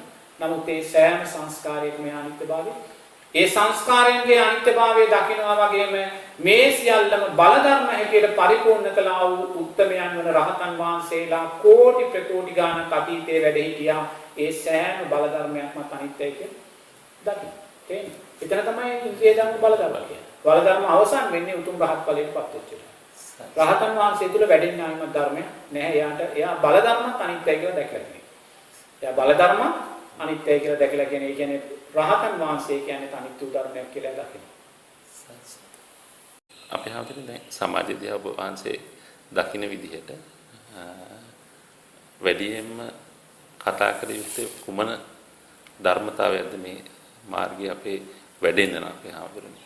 මෙහෙමයි මහත්තයෝ, මේ වැඩියෙන්ම කතා කර යුත්තේ කුමක්ද කියන කාරණේ මහත්තයා ආවනම් මට කියන්න තියෙන්නේ මේ මොහොතේ කළ යුතු හොඳම දේ තමයි කතා නොකර ඉන්නේ. දැන් මෙහෙමයි මහත්තයෝ, දැන් අපි විදර්ශනාව ගැන කතා කළා. ඉන්ද්‍රිය ධර්මයන් බල ධර්මයන් ගැන කතා කළා. සතර සතිපට්ඨාන ගැන පංච උපාදාන ස්කන්ධය අනිත්‍යභාවය ගැන කතා කළා. තේරුණාද? නමුත් මහත්වෝ මම නම් දකින්නේ වර්තමාන සමාජයේ අපි කතා කළ යුත්තේ සද්ධාව කියන කාරණා. තේරුණාද? මම නම් දකින්නේ සද්ධා. මොකද මගේ වික්ෂු ජීවිතේ මම මුලින්ම රහත් ඵලය ගැන කතා කළා. ඊට අදාළ ධර්මයේ දේශනා කළා. දෙවනුව මම සෝවාන් ඵලයට අදාළ ධර්මයේ දේශනා කළා. දැන් මහත්වෝ මම තෙරුවන් ක්‍රියේ සද්ධාවට අදාළව ධර්මයේ උදා දේශනා. තේරුණා? මොකද සද්ධාව කියන කාරණේ ලොකු අනුපාඩුවක් සමාජය තුල තියෙන බව පේනවා. තේරුණා? ඒ නිසා අපි විදර්ශනාව ගැන කතා කරන බව ඇත්ත. තේරුණා? සතර සතිපට්ඨාන ධර්මයෙන් පංච උපාදාන ස්කන්ධය ගැන කතා කරන බව ඇත්ත. නමුත් නිරේතුරුවම අපි තෙරුවන් කෙරෙහි වූ සද්ධාව, ඒ වගේම සම්මා දිට්ඨිය අර්ථයන් පිළිබඳව අපේ තියෙන දැක්ම ඊට වඩා අපි ශක්තිමත් කරගන්න වෙනවා. තේරුණා? ඒ නිසා අපි නිරේතුරුවම මාත්‍යෝ විදර්ශනාව භාවනාව ගැන කතා කළා. මම හිතනවා අපි සමාජයේ මීට වඩා ශක්තිමත් ආකාරයෙන් තෙරුවන් කෙරේ සද්ධාව පිළිබඳ සම්මාදිට්ඨිය අර්ථයන් පිළිබඳ කතා කරන්න, නුවණින් මෙනෙහි කරන්න, හොයලා බලන්න අවශ්‍යයි කියන කාරණය. අපේ හඳුනන වහන්සේ කලින් ධර්ම දේශනාවකදී දේශනා කළා අර යමෙක් මේ දැනුම මත ඒ දෘෂ්ටිගත වෙමි බුදුරජාණන් වහන්සේගේ දේශනා ඇසීම තුළ ඒක ධර්මය අවබෝධ වෙන්නේ නැහැ කියලා. ඒ දැනුම ලබා ගන්නා වූ දැනුම ඒක දෘෂ්ටියක් විදිහට අරගෙන ඒ දෘෂ්ටිය තුලින් ඉඳගෙන තමයි බුදුහාමර ධර්මයේ මේ ශ්‍රවණය කරන්න යන්නේ. එතකොට එතන නේද අපි හන්නේ මම දකින්න දෙයක් තව එකක් තමයි කරන්නේ. දැන් ඒ දැනුම දෘෂ්ටිගත විදිහට අරගත්ත පස්සේ මේ මනුස්සයා සත්‍යව සකස් කරන්නේ නැහැ නේද? උදාහරණයක් වශයෙන් දැන් මම දැන් එකක් තමයි කරන්නේ. ඒ ධර්ම සාකච්ඡාවලදී පවා දැන් සමහර වෙලාවට බුදුහාමුදුරුවෝ දේශනා කරපු සූත්‍ර ධර්මයේ ස්වාමීන් වහන්සේ කෙනෙක් දේශනා කළාට පස්සේ මේ දෙක අනිත් පැත්තේ එක් වෙතන ඉන්නේ විද්‍යාඥයෙක් නැත්නම් වෛද්‍යවරයෙක් ඉංජිනේරුවෙක් ස්වාමීන් වහන්සේ යමක් කිව්වට පස්සේ දැන් සද්ධාව සකස් කරලා තියෙන්නේ අර බුදුහාමුදුරුවෝ කිව්ව දේ මත නෙමෙයි. අර අපි ඒක හරිද කියලා අහන්නේ ගන්න අර දැනුම එක්ක සංසන්දනය කරලා. එතකොට දැන් අපි ඊකට අහනවා දැන් සාකච්ඡා නිවේදකය අහනවා දැන් ස්වාමීන් වහන්සේගෙන් අහනවා බුදුහාමුදුරුවෝ මොකද්ද කියලා තියෙන්නේ ඒ කියලා ඊට පස්සේ අනිත් පැත්තට අහනවා නවීන විද්‍යාත්මකව මේ කොහොමද දැන් ඒ වෛද්‍යවරයා හරි ඉංජිනේරුවෝ හරි ඒක කිව්වොත් ඒක හරි කියලා අන්න එතකොට තමයි පිළිගන්නේ. නැත්නම් බුදුහාමුදුරුවෝ කිව්ව හින්දා නෙමෙයි. එතකොට දැන් උදාහරණයක් වශයෙන් අපි මම අර මේ ධර්මදේශනා ස්වාමීන් වහන්සේලාගේ ධර්මදේශනාවක් අහපු එකක් තමයි අර දැන් උදාහරණයක් විදිහට දේවදූත සූත්‍රයේදී බුදුහාමුදුරුවෝ පැහැදිලිවම කියනවා මේක මම කායින්වත් අහලා කියන දෙයක් නෙමෙයි. මේ ඇහිලා කියන දෙයක් නෙමෙයි. මම මේ දැකලාමයි කියන්නේ මේ අපාය කියන එක තියෙනවා. ඒ ප්‍රත්‍යක්ෂයෙන්ම කියන දේශනා කරන දෙයක්. ඒ වුණාට අපි ඒක පිළිගන්න කැමති නැහැ. එහෙනම් අපේ දැනුම තියෙන්නේ සමහර බටහිර විද්‍යාව තුළ වෙන්න පුළුවන්.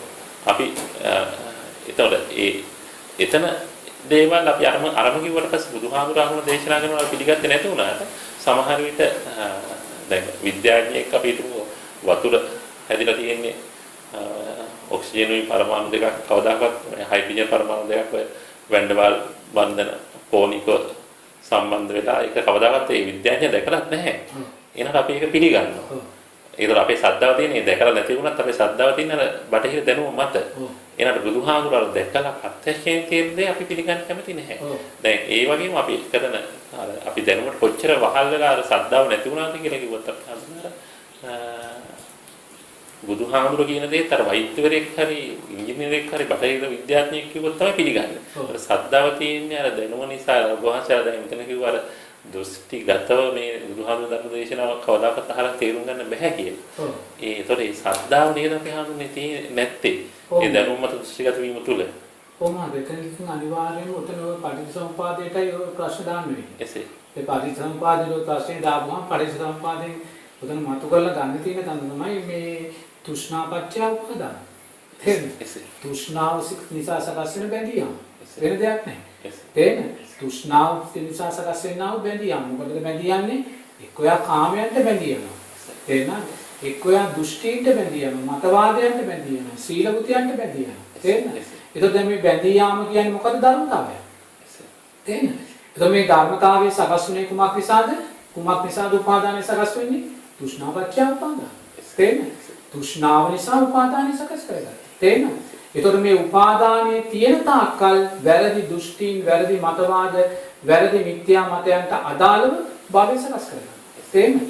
එහෙනම් දැන් මේ බැඳී යාම සකස් වුනේ, බැඳී යාමට හේතුව තෘෂ්ණාව සකස් වුනේ කුමක් නිසාද? කුමක් නිසාද? පටිච්චසමුප්පන්නයේ මුල මොනවාද? අවිද්‍යාව. අවිද්‍යාව කියන්නේ මොකද්ද? චතුරාර්ය සත්‍ය නොදැනීම. ඒතකොට චතුරාර්ය සත්‍ය නොදැනීමේ චතුරාර්ය සත්‍ය දැනගැනීමේ මාර්ගය මොකද්ද? ආරෂ්ඨාංගික මාර්ගය. ආරෂ්ඨාංගික මාර්ගයේ මුල් මාර්ගාංගය මොකද්ද? තෙරුවන් කෙරෙහි වූ ශ්‍රද්ධාව. තේරුණාද? එහෙනම් දැන් තෙරුවන් කෙරෙහි වූ ශ්‍රද්ධාව දුර්වලභාවය නිසාමයි මහත්යෝ මේ වැරදි දෘෂ්ටි මතවාද වලට මේ සත්‍ය බැඳිය. තේරෙනවද? මෙතෙන්ට බැඳියන්නේ මතවාද නිසා. තේරෙනවද? ඉතින් ඒ නිසා නිරේතුරු මේවා මහත්යෝ මේ බුදුරජාණන් ඕනෑම මිනිසෙක්ගේ ඕනෑම ක්‍රියාකලාපයක් මතවාදයක් දෘෂ්ටියක් මේ බුදුරජාණන් වහන්සේගේ මේ උතුම් ඕනෑම ධර්මයකට දාලා යොමු කළ දකින්න පුළුවන්. මොකද බුදුරජාණන් වහන්සේ ස්වභාව ධර්මයේ දේශනා කළා. මනුෂ්‍යයාගේ ස්වභාවය. තේරෙනවද? ඒ නිසා යා තෘෂ්ණාවෙන් කුමක්ද උපාදානය කරගන්නේ? උපාදානයට අදාළව එයා නිරේතුරුව මහත්යෝ ඊට අදාළ භවය සකස් කර ගැනීමක් සිද්ධ කර ගන්නවා. තේරෙනවද?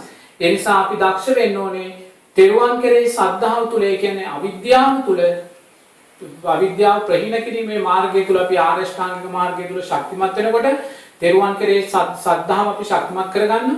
තේරෙනවද? ඒක තෙරුවන් කෙරෙහි ශ්‍රද්ධාව ශක්තිමත් කරගන්න ප්‍රමාණයට මහත්යෝ අපිට නිරේතුරුවම අපි සකස් කරගන්නා උපාදානයන් ධර්මයට අදාළව බුදුරජාණන් වහන්සේ දේශනා කළා වූ ස්වභාව ධර්මයට අදාළව අපිට ධර්මයේ දැකීමේ හැකියාවක් තියෙනවා. තේරෙනවද? ඉතින් මෙහා ඉතින් මහත්යෝ අනිවාර්යයෙන්ම උපාදානය කියන කාරණේ බැඳී යාම ඕනෑම කෙනෙක් ඕනෑම සත්වෙක් තුළ තියෙනා වූ දෙයක්. ඒක මේ පටිච්චසමුප්පන්න ක්‍රියාවලිය අනාගාමී පුද්ගලයාටත් යනවා. තේන රහතන් වහන්සේ විතරයි නිරෝධය කළා තියෙන්නේ. ඊ මෙහා සෝවාන් ඵලයට පත් වෙච්ච පුද්ගලයා තුලත් කාමරාග පරිග තියෙනවා. ඒ නිසා අපාගාමී නොවන උපාදානය එයා තුල සකස් වෙනවා. අපාගාමී නොවන උපාදානය. තේරෙනවද? ඊ මෙහා මාත්‍යෝ මොන ශේෂ්ත්‍රය කළත් වෛද්‍ය වෘත්තිය කෙරේ කොයි දේ කළත් උපාදානය කියන කාරණේ මාත්‍යෝ සංසාරයේ සාරාංශක කල්ප ලක්ෂ ගාණක් අපි මහත්යෝ මේ සකස් කරගෙන ඇති වෙමින් නැති වෙමින් ආව පටිච්ච සම්පන්න ක්‍රියාවලියක් තුල ගැබ් වෙලා තිබුණා වූ දෙයක් තමයි උපාදානය. මේ ජීවිතය ඇති කරගත්තා උපාදානය නෙමෙයි. තේරෙනවද? ඒ උපාදානය අපි මේ ලෝකේ මේ මනුස්ස ජීවිතය අපි සකස් කරගන්නේ මහත්යෝ අම්මාගේ මව කුසට බැස්සෙලා. උතන තමයි උපාදානය අපි මුලින්ම මේ ජීවිතේදී සකස් කරගන්නේ. ඒතකොට මේ ජීවිතේදී අපි මේ උපාදානය සකස් කරගන්නේ කුමක් නිසාද? පෙර සංසාරික පුරුදු නිසා. තේරෙනවද? බැසගත්ත තැන, සැපයි කියලා දැක්ක තැන, මගේ කියලා දැක්ක තැන අල්ල ගන්නවා. එච්චර. සැපයි කියලා දැක්ක තැන, මගේ කියන තැන අල්ල ගන්නවා. තේරෙනවද? ඒතකොට අපි කොතනද මගේ කියලා මුලින්ම අල්ලගත්තේ? අපි මුලින්ම අල්ලගත්තේ මාත්‍ය මේ අම්මාගේ මව කුස. තේරෙනවද? ඒතකොට බලන්න මේ අම්මාගේ මව කුස කියන්නේ කොයිසා අපුලෙන් පිටිච්ච තැනක්ද කියන්නේ? ලේ සැරව දුගඳ පිළිකුල මේ සෑම දෙයකින් පිරිච්ච තැනක් මේක ගර්භාෂ කුටිය කියන්නේ ඈ. ඒතකොට මේ ගර්භාෂ කුටිය මගේ කියලා මගේ තැන මගේ නිවස මගේ කාමරය මගේ කුටිය කියලා අපි මේක නම් වාසයක් අල්ලන් කියන්නේ. එහෙනම් ඒතකොට බලන්න මේසා අපුල දෙයක් මේසා පිළිකුල් දෙයක් මේසා හිරගෙදරක් වගේ දෙයක් මගේ කියලා අල්ලාගෙන හිටියා කියන්නේ මහත්වෝ තෘෂ්ණාපච්චය උපාදාන. තෘෂ්ණාව සිතා සකස් වුණා උපාදාන නෙමෙයි. තේරෙනවද? අයිමත් ඒතකොට මේක අපුලද ගඳද දුගඳද කියලා තේරුමක් නැහැ. ඇයි තෘෂ්ණාවයි උපාදානයි සකස් කරේ. තේරෙනවද? තෘෂ්ණාවයි උපාදානයි සකස් කරගන්න. එයා කොච්චර දැනුමෙන් උගත් දැනුමෙන් කොච්චර අවබෝධයෙන් ඉහළ ස්වාමීන් වහන්සේ නමක් එක්ක කොච්චර කතා කළත් ඒ ස්වාමීන් වහන්සේ කොච්චර මේක වැරදි කිව්වත් එයා පිළිගන්නේ නැහැ. තේරෙනවද? මොකද එයා මෙතන තෘෂ්ණාවෙන් ඒ දෘෂ්ටියට බැසගෙන ඉන්නේ. තේරෙනවද? කොච්චර වර දරුවාට මේක ඇතුලේ සරව තිබ්බත් ලේ තිබ්බත් රුධිරය තිබ්බත් ඒ දරුවාට මේ කලකිරීමක් සකස් වෙන්නේ නැහැ. මේක ගඳයි කියලා දැනෙන්නේ නැහැ. මේක අපුලයි කියලා දැනෙන්නේ නැහැ. මේක හිර විතරක් කියලා දැනෙන්නේ නැහැ. තේරෙනවද? එයා දකින්නේ මේක මගේ තැන මේක මගේ මේ සුව පහසු තැන මේක තමයි මගේ මේ ඉලක්කය මේක තමයි මගේ කුටිය කියලා. ඒක සකස් වුණේ කුමන් නිසාද? තෘෂ්ණාපච්චය උපාදාන. ඒකද මෙයා මේක අල්ලගෙන ඉඳලා 9 මාසයක් අල්ලගෙන ඉඳලා මහත්යෝ එයා 9 මාසෙදි ලෝකෙට එන්න කැමති නැහැ. තේරෙනවද? ලෝකෙට එන්න කැමති නැහැ. ඒක හරියට මීහරකෙක් මඩ වැවේ läගගෙන ඉන්නවා නැගිටින්න කැමති නැහැ. මොකද එයා මඩ තෘෂ්ණාවෙන් උපාදානය කරන්නේ. අපිට අපුලයි ඇයි මේ මීහරක මඩේ ඉන්නේ කියලා. තේරෙනවද? අපි මේ තියෙන අකුසල් ශක්තිය. නමුත් එයාගේ තියෙන අකුසල් ශක්තිය නිසා මාත් එයාට මේ මඩ වගුරක් හැටියට දැනෙන්නේ. ඒක සැපයක් හැටියට දැක්කේ. අපි මේ කුෂන් කරපු ලස්සන මෙට්ටේක නිදාගෙන ඉන්නවා වගේ මාත් ඊට වඩා සැපයක් මේ මඩවල තුල ලබනවා. තේරෙනවද? ඒතර ඌරේක අසුචි ගොඩක් මැද ළඟලා ඉන්නේ මාත් දුකයි කියලා නෙමෙයි. ඒ කියාගේ සැපේ. ඒ සැපේ සකස් වුණේ තෘෂ්ණාවට අදාළව සකස් වුණා වූ සැපේ කවදාකවත් ඒක වැරදි කියලා දකින්නේ. අපි කොච්චර ඌරේකට කිව්වත් මේක ලගින්න එපා මෙතන තියෙන අසුචි මෙතන තියෙන මඩ කියලා ඌර නොලගින්නවද? නැහැ ඌරත් එක තරහලා නැන්නේ. එයා ඊට වඩා දෙයක් දන්නේ. එයා බැඳිලා ගියා වූ බැඳීමට අදාළව මාත්‍යෝ එයා හිතන සැපයක් හිතන්නේ. තේරෙනවද? දොර 9 මාසයක් මව් කුසේ ඉන්න දරුවා ලෝකෙට එන්න කැමති නැහැ. එයා කැමති නැහැ. නමුත් එයා ලෝකෙට එන්න අවශ්‍ය සියලුම සාධක දැන් කුසේ ඇතුලේ සකස් වෙලා තියෙනවා. තේරෙනවද? එයා අතපය විසි කරනවා කකුල් දෙක ගහනකොට නැත්නම් අම්මා දැන ගන්නවා. දැන් එයා ලෝකෙට එන්න සකස් වෙලායි තියෙන්නේ. නමුත් මහත් එයා ලෝකෙට එන්න කැමති නැහැ. මොකද එයා මෙතන මව් කුස මගේ කරගෙන ඉන්නේ.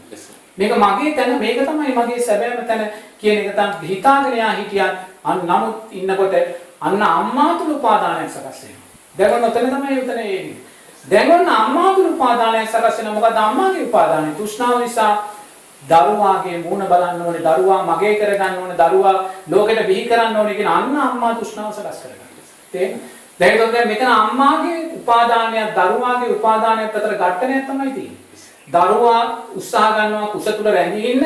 නමුත් දැන් එයා වැඩිලා ඉන්නේ. අතපය විසි කරනවා දඟලනවා. නමුත් එළියට එන්න නෙමෙයි යාට ඕනේ. අම්මා තුල උපාදානය ලියලනවා. දැන් මාස 9 හරි මන් දරුවාව උරුතල් කරන්න ඕනේ. බන් දරුවාව ලෝකෙට ගන්න ඕනේ. දරුවාව දකින්න ඕනේ කියලා.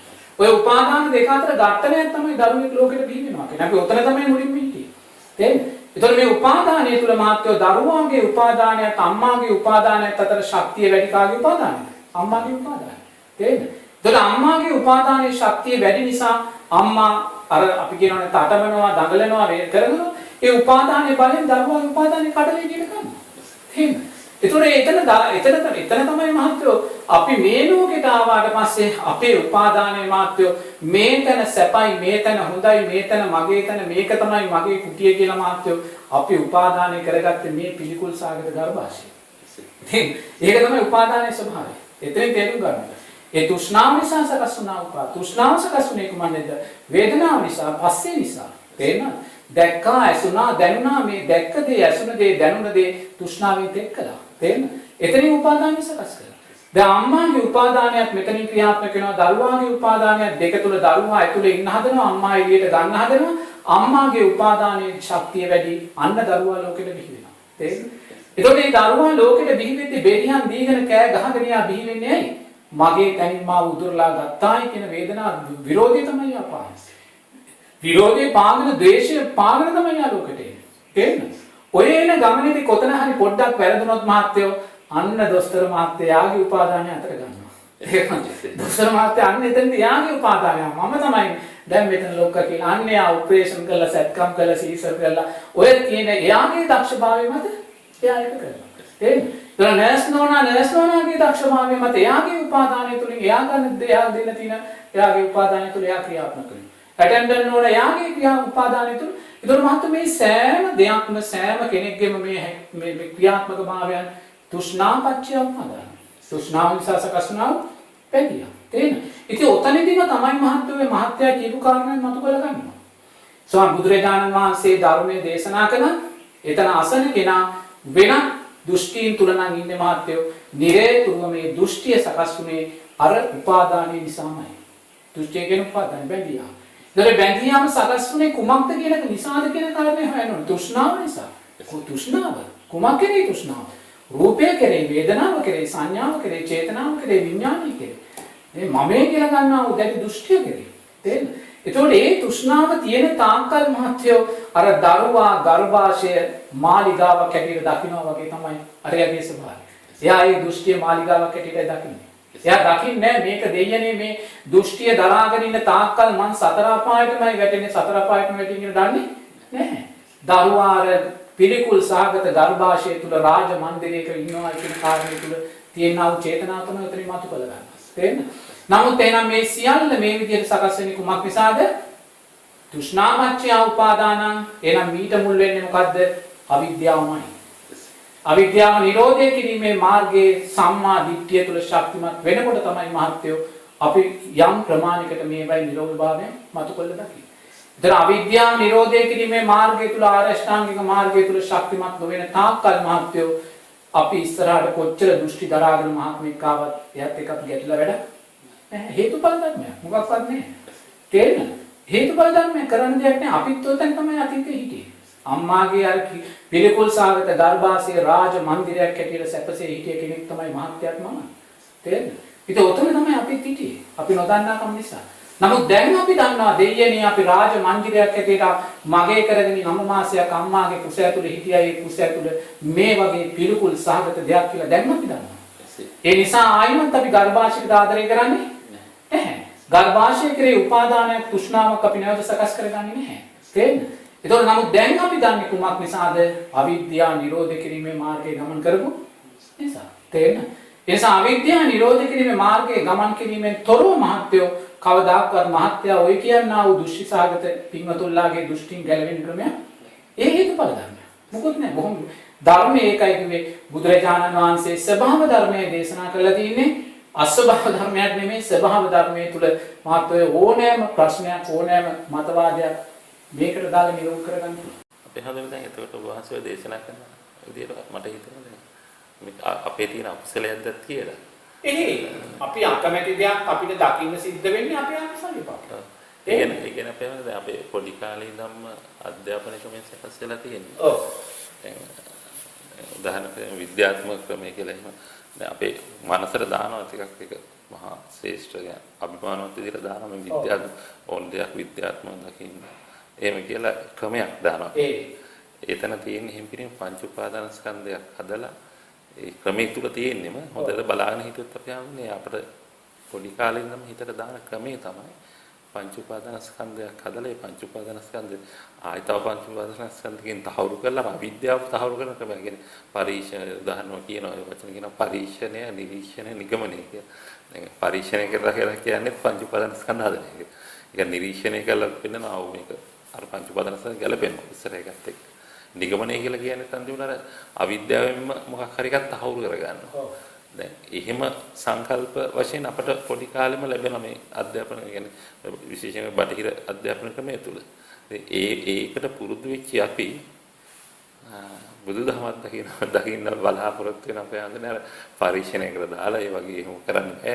එහෙමනම් මේක අපේ දෘෂ්ටි සකස් වෙලා තියෙන ඒ පැත්තෙන්. දැන් එතකොට ඒක නිසා ඒක අකුසලයක්ද අපි හඳුනන්නේ කියලා අපිට. දැන් මෙහෙමයි මහත්තයා. දැන් මහත්තයා ඔය කතා කරන්නේ ලෝකය ගැන. එසේ. ඕක ලෝකය. එසේ. තේරෙනවද? ඕක මේ ලෝකයේ ස්වභාවය. එසේ. ඕක නැති කරන්න කවදාකවත් බෑ. එසේ. සාරා සංක කල්ප ලක්ෂ 100ක් කෝටි ප්‍රකෝටි ගානක් ඔය ලෝක ස්වභාවයෙන් තිබව. එසේ. තේරෙනවද? නමුත් බුදුරජාණන් වහන්සේ දැක්ක මේ ලෝක ස්වභාවය තුල අපි නැවත පංච උපාදාන ස්කන්ධ ලෝකයේ භවයේ සකස් කරගෙන දුක් කරා යනවා කියලා. තේරෙනවද? ඒ නිසා බුදුරජාණන් වහන්සේ තිබෙනා වූ සම්මුති ලෝකේ වෙනස් කරන්න ගියේ නැහැ. සම්මත ලෝකේ වෙනස් කරන්න ගියේ නැහැ. තේරෙනවද? ඒ නිසා මේ මොහොතේ ওই ලෝක ස්වභාවය තියෙනවා. තේරෙනවද? ඒ ලෝක ස්වභාවය බුදුරජාණන් වහන්සේ උතුම් සම්මා සම්බුද්ධ ඥානයෙන් මාත්‍ය සම්මා දිට්ඨිය කියන අර්ථය තුලින් ආරෂ්ඨාංගික මාර්ගය කියන අර්ථය තුලින් අපිට වෙන් කරලා පෙන්නනවා. එච්චරයි වෙන් කරලා පෙන්නන වෙන දෙයක් නෙමෙයි. තේරෙනවද? බුදුරජාණන් වහන්සේ කියන්නේ ඒකයි.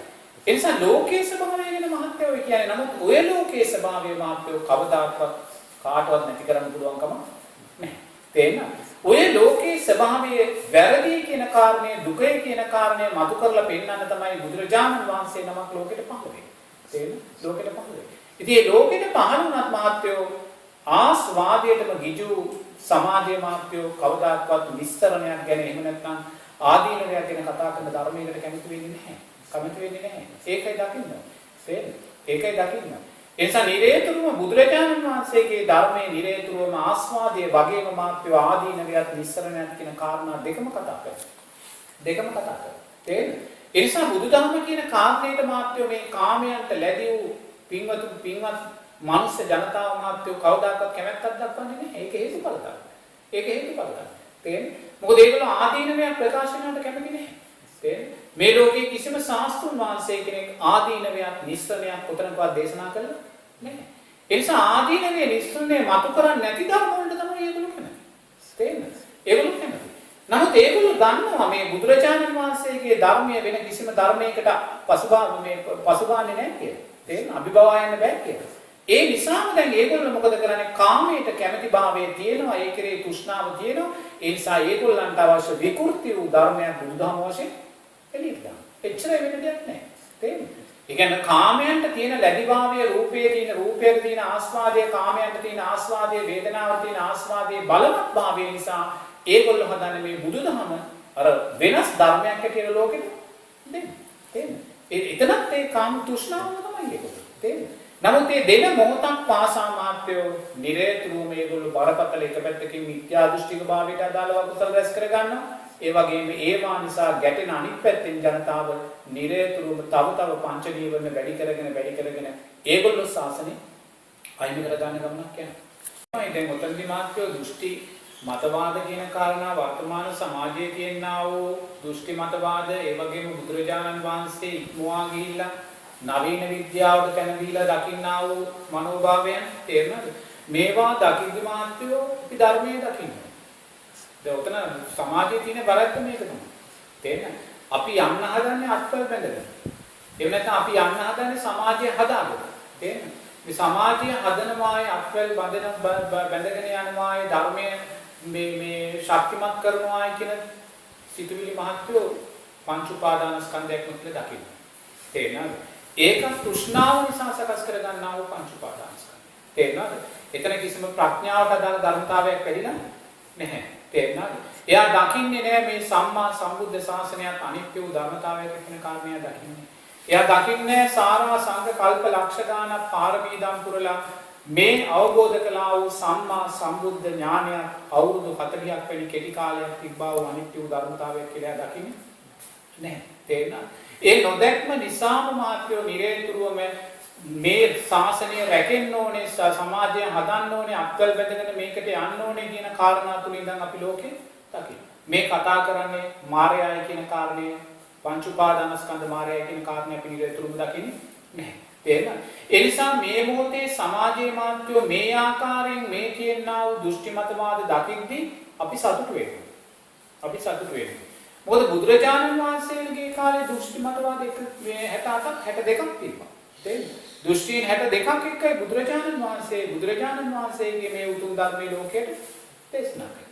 තේරෙනවද? ඒ නිසා නිරේතුව සමාජයේ මේ මොහොතේ තියෙනා වූ තැන ගැන අපි ගැටෙන්න යන අවස්ථාවේ ගැටෙන මොහොතේම අපි අධර්මයේ නිසා අධර්මයට පත් වුණ කෙනෙක් බවට පත් වෙනවා. අධර්මයේ නිසා අධර්මයේ බවට පත් වුණ කෙනෙක්. ඒ නිසා බෞද්ධයෝ කියන්නේ මාත්‍යෝ අධර්මයේ තුලින් ධර්මය මතු කරගන්න කියලා. තේරෙනවද? බුදුරජාණන් වහන්සේ අධර්මයේ තුලින් ධර්මය මතු කරගත්තා. තේරෙනවද? ඒ නිසා නිරේතුරුව මාත්‍යෝ අධර්මයේ පසුපස්සේ අපි යනවා නම් ඒ යන මොහොතක් පාසා අපි ජීවිතේට අධර්මයම මතු. ඒ නිසා ලෝකයේ ස්වභාවයෙන් කියන්නේ. ඒක අපිට වෙනස් කරන්න බෑ. ඒක අපිට නවත්තන්න බෑ. අපි නිරේතුරුව දකින්න ඕනේ දෘෂ්ටි මතවාද කියන කාරණේ සමාජයේ වැඩි වෙන්න ඇයි දෘෂ්ටි මතවාද වැඩි වෙන්නේ කියන කාරණේ ගැන හිතන්න නෙමෙයි. මේ දෘෂ්ටි මතවාද තුලින් මේ අය කරගන්නා වූ අකුසල් කොච්චරනම් බලවත්ද කියන කාරණේ ගැන හිතන්න නෙමෙයි. එහෙම නැත්නම් සාසනයට මේ මොකද්ද වෙන්නේ කියලා අනේ අපෝයි කියලා කම්පුලට අද තියාගන්න කාරණේ නෙමෙයි. අපි දකින්න ඕනේ දෘෂ්ටි මතවාද තුලින් මහත්යෝ අතීත පංච උපාදානස්කන්ධේ මතු කොල්ල දකින්න අපි දක්ෂ වෙනවා. එතනයි දක්ෂයා කියන්නේ. තේරෙනවද? දෘෂ්ටි අනුන්ගේ දෘෂ්ටි මතවාද තුලින් තේරෙනවද?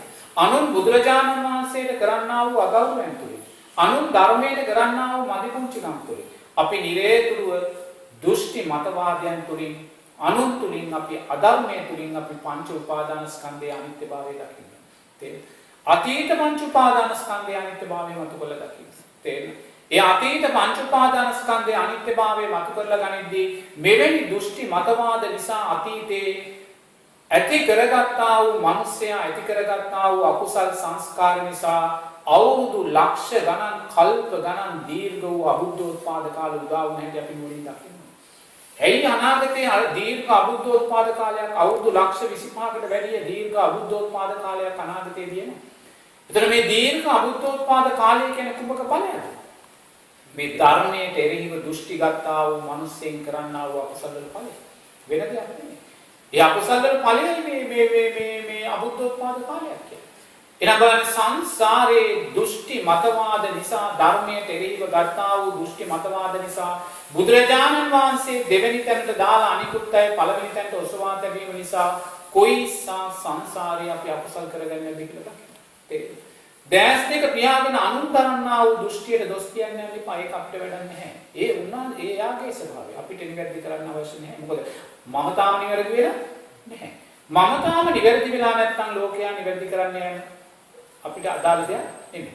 ඒ නිසා අනුන්ගේ දෘෂ්ටි මතවාද දිහා දකිද්දී අනුන් ධර්මයේ විවේචනය කරන දිහා දකිද්දී නිරේතුරුවේ දැක්ම තුලින් තමා පංච උපාදානස්කන්ධයේ අනිත්‍යභාවයේ සංසාර බය මතු කරලා ගන්න. තමා සංසාරයේ බුද්ධෝත්පාද කාලවල වල ඉපදිලා අසත්පුරුෂ ආශ්‍රයන් නිසාම වැරදි ආශ්‍රයන් නිසාම මිත්‍යා දෘෂ්ටික ආශ්‍රයන් නිසාම කොච්චර වැරදි මිත්‍යා දෘෂ්ටික මතවලට පැටලිලා සාසන අතුරුදහන් කරන්න කොච්චරනම් අවුල් වෙන්නේ නැද්ද කියලා හිතන්න. අතීතයේ මිත්‍යා දෘෂ්ටික වැරදි ආශ්‍රයන්ට අහු වෙලා වැරදි දෘෂ්ටි මතවාද දරාගෙන බුදුරජාණන් වහන්සේලා ඉදිරියට ගිහිල්ලා බුදුරජාණන් වහන්සේලාට කොච්චර අපහාස කරලා සතර අපායට වැටෙන්නේ නැද්ද කියලා නිමිදක්.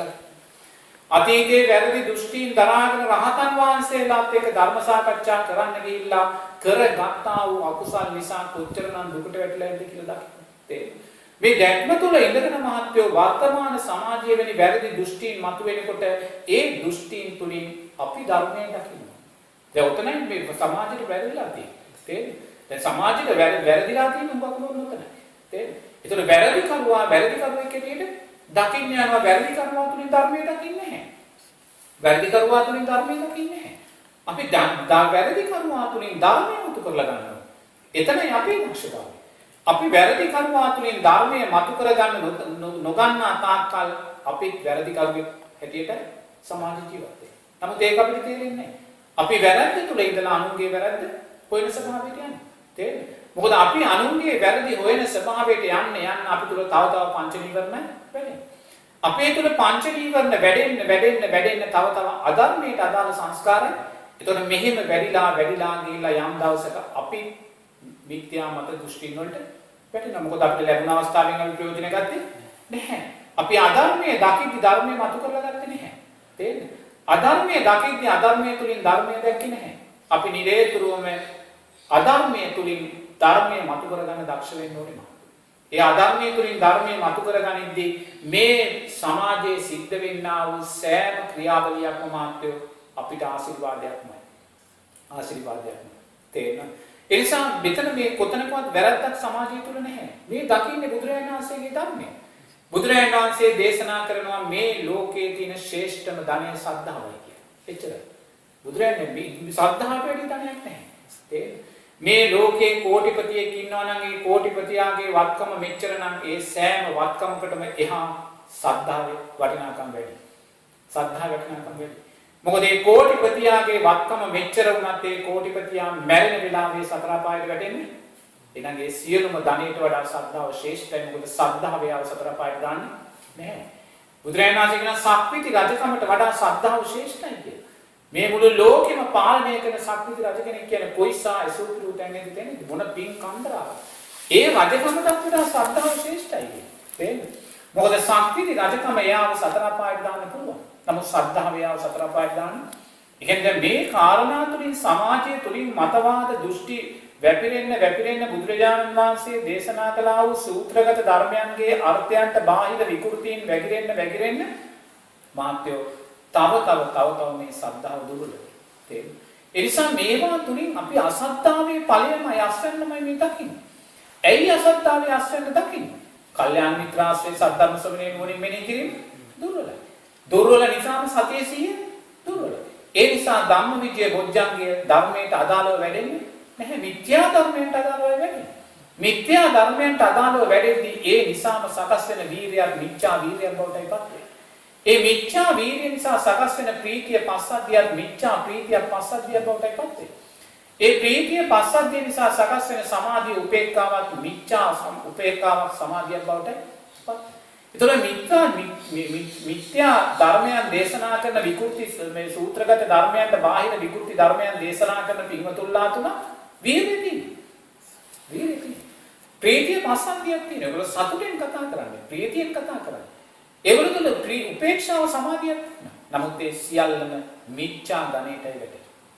තේරෙන සම්මා ධනෙට වැටෙන්නේ නැහැ. තේරෙන? ඒ නිසා නිරේතුරුව මහත්වෝ මේ සෑම දෙයක්ම පින්වතුන්ලාට ලැබුණා වූ ආශිර්වාදයක් හැටියටයි දකින්නේ. ආශිර්වාද.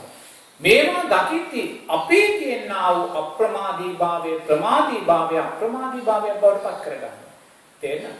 දැන් මේ නිරේතුරුව මේ කසකාරයෙන් මේ ශාසනය අතුරුදහන් වෙන ශාසනය විනාශ වෙන ශාසනය දුර්වල වීමේ කසකාරයන්ගේ හඬ තමයි ඔය විද්‍යා දෘෂ්ටික ධර්මයන්ගේ මේ වැපිරීම කියන්නේ. තේරෙනවද? මේ වැඩිවීම කියන්නේ. තේරෙනවද? ඒ නිසා මේක තුලින් ධර්මය මතු කරගන්න.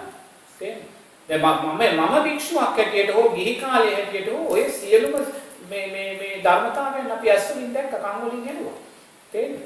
ඔක මේ මොහොතේ ඇතිවෙච්ච දෙයක් විතරක් නෙමෙයි. ඕ අපි ඇස්වලින් දැක්ක කන් වලින් ඇහුවා. නමුත් කවදාකවත් ඒවා නිවැරදි කරන්න අපි ගියේ නැහැ. දුෂ්ටීන් 62ක් තිබුණ ලෝකේ දුෂ්ටීන් 62කින් එකක්වත් නිවැරදි කරන්න බුදුරජාණන් වහන්සේ ගියේ නැහැ. බුදුරජාණන් වහන්සේ ගියේ නැහැ. තේරෙනවද? බුදුරජාණන් වහන්සේ ආලාර කාලාම උද්දක රාමපුත්‍ර ළඟට ගියා. හරියන්නේ මෙතන කියන්නේ භවයට අදාළ වැඩසටහන උන්වහන්සේ ගියා. තේරෙනවද? උන්වහන්සේට මෙතන නෙමෙයි නිවැරදි තැන තියාගෙන උන්වහන්සේ සම්මා සම්බුද්ධ ඥානය අවබෝධ කරගන්න තාක්ක ගියා. තේරෙනවද? එහෙම ගිහිල්ලා උන්වහන්සේ මේ දුෂ්ටීන් නැති කරගන්න උත්සාහ කරේ නැහැ. උන්වහන්සේ අවබෝධ කළා වූ ධර්මයේ දේශනා කළා. මොකද උන්වහන්සේ දන්නවා බුදුරජාණන් වහන්සේ මේ දුෂ්ටීන් කියන්නේ මාත්‍ය සංස්කාරික ඵලයක් කියලා. සංස්කාරික ඵලයක්. මොකද දීර්ඝ අබුද්ධෝත්පාද කාලවල වල ඉපදිලා මිත්‍යා දෘෂ්ටීන් වඩලා බුදුරජාණන් වහන්සේලාට එරෙහිව කරුණු දක්වලා ධර්මයට එරෙහිව කරුණු දක්වලා සංඝයාට එරෙහිව කරුණු දක්වලා මේ දීර්ඝ අකුසල් සංස්කාර මිත්‍යා දෘෂ්ටික සංස්කාර පත්‍ය විඥානං කියන ධර්මතාවයටදී අපි පිටිපස්සේ ගලාගෙන එනවා. ඉතින් මේවා තමයි මහත්ව ශාසනයක් විනාශ කරන්න ඉදිරියේදී මතුවලා ඉන්නේ. තේරෙනවද? ඒ නිසා මේ මතුවීම තුළ ලෝකේ නිවැරදි කරන්න නෙමෙයි අපි ආයේ. තේරෙනවද? අපි නිවැරදි වෙලා මෙතනින් යන්න ඕනේ. අපි ඊට වඩා කතාවක් වර්තමාන සමාජයේ කියන්නේ නැහැ. ඊට වඩා කතාවක් වර්තමාන සමාජයෙන් මම ගත්තේ. මම සමාජයේ දුර්වලතාවයන් දකිද්දී මේ දුර්වල සමාජයෙන් මම ගැලවිලා යනවා කියන තැන මතු කරලා ගත්තා. තේරෙනවද? ඒ එතන සකස් වෙන තැනදී මහත්වෝ බුදු ආරෂ්ඨාංගික මාර්ගයේ වැඩ. තේරෙනවද? සමාජය තුල සිද්ධ වෙන්නා වූ ධර්ම විරෝධී දේවල් බුදුරජාණන් වහන්සේට ධර්ම රත්නයේ සංඝ රත්නයට වෙන්නා වූ අගෞරවයන් ඒ වගේම වැඩෙන්නා වූ මිත්‍යා ආරෂ්ඨාංගික මාර්ගයන් මේවා දකින්න මාත්‍ය ලෝකයේ කෙරේ කලකිරීම ඇති කරගන්න. ලෝකයේ කෙරේ කලකිරීම ඇති කරගන්න. ලෝකයේ කෙරේ කලකිරීම ඇති කරගන්න. බුදුරජාණන් වහන්සේ කියන අර්ථය ධර්ම රත්නයේ කියන අර්ථය සංඝ රත්නයේ කියන අර්ථය ජීවමානව අපිට මේ දකින්න අහන්න කියන්න ලැබෙද්දී බුදු පිළිම වහන්සේ නමක් තුලින් හරි මහත්වෝ මේසා දෘෂ්ටි මතවාද වැగిරෙනවා නම් අනාගතේ කොයිසා දුර්වල තැනක් එනවාද කියලා දකින්න. තේරෙනවද? දුර්වල තැනක් එනවාද කියලා දකින්න. ඒ දුර්වල තැනක් එනවාද කියලා දකින්න තැන ඉඳන් සංසාර බය මතු කරගන්න. තේරෙනවද? සංසාර බය මතු කරගන්න වර්තමාන පංච උපාදානස්කන්ධයේ තියෙනා වූ විසකුරු භාවය දකින්න. මේ විසකුරු වර්තමාන පංච උපාදානස්කන්ධය විසින් බිහි කරන්නා වූ අනාගත විසකුරු දුක්ඛිත පංච උපාදානස්කන්ධයේ ස්වභාවය නුවණින් දකින්න. තේරෙනවද? ඒතකොට මෙහෙම දැක්ම දැන් කවුද අපිට ලබා දුන්නේ? එහෙනම් මේ වැරදි දෘෂ්ටි මතවාද කරටගත්තා වූ පින්වත් මහත්තුරු නෝල්ලාමයි. තේරෙනවද? ඒ නිසා ඒක අපිට ආශිර්වාදයක් එතන වෙන්නේ. තේරෙනවද? උතන තමයි බුදුරජාණන් වහන්සේගේ දාන. තේරෙනවද? නමුත් ඉතින් ලෝකයේ තුල ඉන්නෝවා නිවැරදි කරන්න යන පින්වතුන්ලා නමුත් මාත් ඒක බුදුරජාණන් වහන්සේගේ මාර්ගයට අදාළ නැහැ. බුදුරජාණන් වහන්සේ එවැනි මාර්ගයක් සංඝයාවන අපිට හෝ උපාසක උපාසිකාවන මහත්මයලා දේශනා කළේ අපිට කියලා තියෙන්නේ මේ සංසාර බය දැකලා මේ සංසාරයේ කටුකභාවය දැකලා මේ දුක දැකලා මේ සකස් වෙන්නා වූ පංච උපාදානස්කන්ධයේ තියෙනා වූ දුක්භාවය දැකලා අප්‍රමාදී භාවයට ඔබලාපත් වෙන්න කියන කාරණේ තියෙනවා. අපි අප්‍රමාදී භාවයට පත් නොවන මොහොතක් පාසා මාත්‍යෝ අපි අනාගත මේ විපත්තියේ කොටස් කරන බවට පත් වෙනවා. විපත්තියේ කොටස් කරන බවට පත් වෙනවා. තේරෙනවද? මොකද දැන් මේවා වැඩෙන්න දකින්න අපි තුල මොකද්ද වැඩෙන්නේ? ද්වේෂය. තේරෙනවද? අපි නිරේතුරුව ව්‍යාපාදයේ දේශයේ කලකිරීම පංච නීවරණයක් මේ අපි වැඩෙන්නේ. තේරෙනවද? කවුරු නිසාද මේ? අනුන් නිසා. අනුන් කියන්නේ කවුද? පංච උපාදානස්කන්ධ මායя. වෙන කවුරුත් නෙමෙයි. මේ පංච උපාදානස්කන්ධ මායя මේ කතා කරන්නේ වසවර්ති මායяගේ එක ධර්මතාවයක් ඊළඟ ධර්මතාවය පංච උපාදානස්කන්ධ මායя. නමුත් අපි වසවර්ති මායя ගැන අපි හොයනවා බලනවා වසවර්ති මායя අපිට කරදර කරයි කියලා හිතෙනවා. නමුත් මිනිස්යා තුළ සකස් වෙන්නා වූ පංච උපාදානස්කන්ධ මායяගේ කියන බලවත්භාවය දකින්නේ නැහැ. එහෙනම් මේ සෑම දෘෂ්ටි මතවාදයක්ම පතුරන්නේ කවුරුත් නෙමෙයි මේ මිනිස්යා තුළ සකස් වෙන්නා වූ පංච උපාදානස්කන්ධ මායяමයි. තේරෙනවද? එතකොට මායя කියන්නේ ගැටෙන දෙයක්වත් නිවැරදි කරන්න තියෙන දෙයක්වත් නෙමෙයි. මායя කියන්නේ අවබෝධ කළ යුතු ධර්මතාවයක්මයි. තේරෙනවද? අවබෝධ කළ යුතු ධර්මතාවයක්මයි. තේරෙනවද? ඒ නිසා නිරේතුරුවම එවැනි ධර්මයන් කෙරෙහි අපි ගැටෙන මොහොතක් පාසා මාත්‍යෝ අපි ඒ ගොඩටම වැටෙන්නා වූ පිරිස් බවට අපි කවදාකවත් නිවැරදි අපි ධර්මයේ තුල ඉන්නවා කියලා කාටවත් අපිට කියන්න බෑ. තේරෙනවද? ඒ නිසා ලෝකයේ අනදිසාවට ගියදී ඒ ගැන මොහොතක්වත් හිතන්න යන්න එපා. තේරෙනවද? ඒ යන්නා වූ ලෝකයේ ගමන් කරන්නා වූ දිශාව තුල සකස් කරගන්නා වූ දෘෂ්ටි මතවාද අකුසල මේවා දැකලා මිච්ඡා වැඩෙන්නා වූ මිච්ඡා රෂ්ඨාංගික මාර්ගයන් දැකලා තමන් සංසාර බය ඇති කරගන්න. තේරෙනවද? මේ මෙතනින් ගැලවෙන්න බැරි වුණොත් මෙතනින් මේ මොහොතේ මේක මතු කරගත්ත නැති වුණොත් අනාගත කාලයේදී කොයිසා මිත්‍යා දෘෂ්ටික ලෝකයක් මිත්‍යා දෘෂ්ටික ධර්මයකින් මේක වැසිලෑයි කියන කාරණේ දකින්න. වැසිලෑයි කියන කාරණේ දකින්න. දැකලා නිරේතුරුව මහත්ව සංසාර බය උතුමින් මතු කරගන්න. සංසාර බය. ඒ සංසාර බය නැති කරගන්න නැතුව මහත්ව බුදුරජාණන් වහන්සේ දේශනා කළා වූ ධර්මයන්ගෙන් බාහිරව අපි ධර්මයේ විග්‍රහ කරනවා නම් විකෘති වූ ධර්මයන් අපි දේශනා කරනවා නම් නිරේතුරුව මහත්වෝ ඒවා නිසා ඒ අය බලවත් වූ මිත්‍යා දෘෂ්ටික භාවයට අනාගතේ පත් වෙනවා. නමුත් අපිට එතෙන්ට යන්න ඕනේ. අනුන්ට සමග ගැටෙන්න ගිහිල්ලා අපිත් එතනට යන්න ඕනේ. අපි ගැටුණොත් නිරේතුරුව මහත්වෝ අපිත් අකුසල් සංස්කාර තුලින් අවසානයේ දෙගොල්ලම එක ගොඩකට වැටිච්ච පිරිසක් බවට පත් වෙනවා. දැන් සද්ධාවේ දුර්වලභාවය තුල සම්මාදිට්ඨියේ දුර්වලභාවය තුල සකස් වෙන්නා වූ ඵලයක් තියෙනවා. තේරෙනවද? සද්ධාවේ දුර්වලභාවය මේ තුල සම්මාදිට්ඨියේ දුර්වලභාවය තුල සකස් වෙන්නා වූ ඵලය තමයි මහත්වෝ නිරේතුරුවම වැරදි දෘෂ්ටි සමාජගත වෙනවා. තේරෙනවද? වැරදි මතවාද, වැරදි දෘෂ්ටීන්, වැරදි සීල වෘතයන් මේවා සමාජගත වෙනවා. තේරෙනවද? එතන මේවා සමාජගත වෙන්නේ කාගෙන්වත් වරදින්වත් නෙමෙයි. කාගේවත් වරදක් නෙමෙයි. හේතුඵල ධර්ම. හේතුඵල ධර්මයේ මොකද්ද? සද්ධාවේ දුර්වලභ. සද්ධාවේ දුර්වලභ. තේරෙනවද? සද්ධාව දුර්වලභාවයේ කුමක් නිසාද සකස් වුනේ? කල්යාණ මිත්‍රාශ්‍රේ, සද්ධර්ම ශ්‍රවණේ, නුවණින් මෙනෙහි කිරීම කියන කාරණා තුල. තේරෙනවද? ඒ කියන්නේ සමාජයේ තුල බුදුරජාණන් වහන්සේ දේශනා කළා වූ සූත්‍රගත ධර්මයන්ට අර්ථයට විකෘති ධර්මයන් පැතිරිලා යනවා නම් මහත්වෝ ඒ පැතිරෙන මොහොතක් පාසා අපි දකින්න ඕනේ සද්ධාවේ දුර්වලභාවය. සද්ධාවේ දුර්වලභාවය. තේරෙනවද? සද්ධාවේ දුර්වලභාවයම ඒ තුලින් දකින්න. තේරෙනවද? නමුත් ඒ පින්වතුන්ලා බුදුරජාණන් වහන්සේ ගැන කතා කරනවා. ඒ පින්වතුන්ලා ධර්ම රත්නය ගැන කතා කරනවා. ඒ පින්වතුන්ලා මේ අයිතිය හිමිකාරය බව කතා කරනවා. නමුත් මාත් මේ සෑම දෙයක්ම මිච්ඡා සද්ධාව ගණයට පැටලෙනවා. මොකද මේ මිච්ඡා සද්ධාව සකස් වෙන්නේ බුදුරජාණන් වහන්සේ දේශනා කළා වූ සූත්‍ර ධර්මයන්ගේ අර්ථයන් මරාගෙන.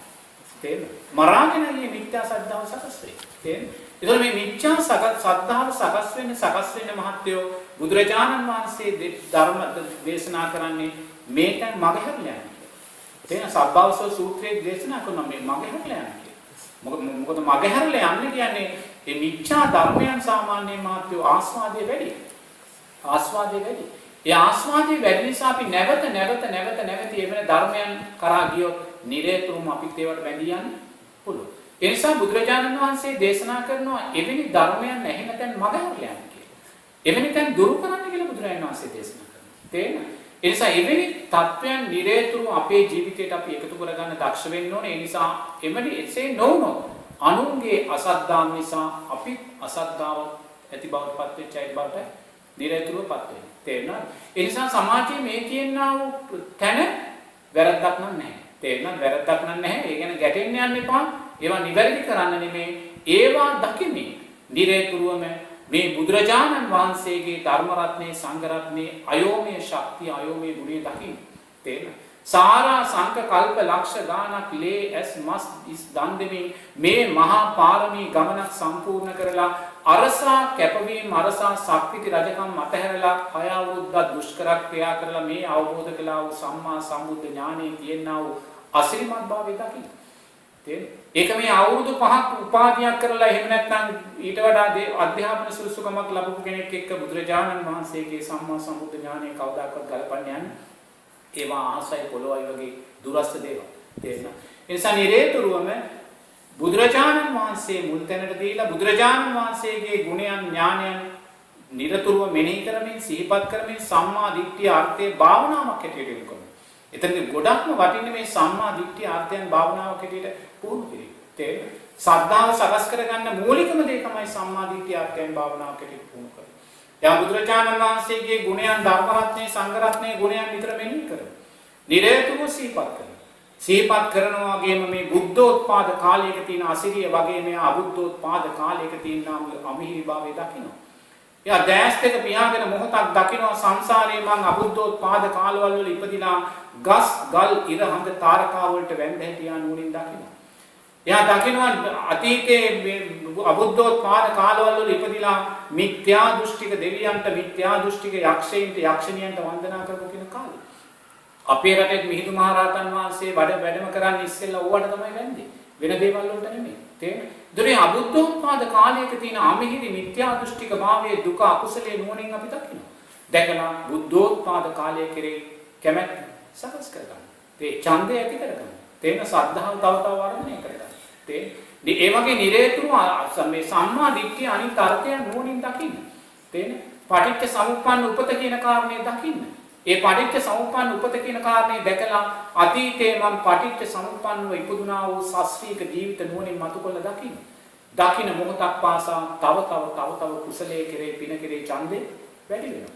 තේරෙනවද? කර්මයේ කර්මඵල විශ්වාසයේ නුවණින් දකින්න අතීතයේ යහපත් දේවල් කරලා යහපත් විපාක හැටියට දැකලා මේ මොහොතේ යහපත් දේම කුසලයේම පිනම ජීවිතයට එකතු කරගන්න.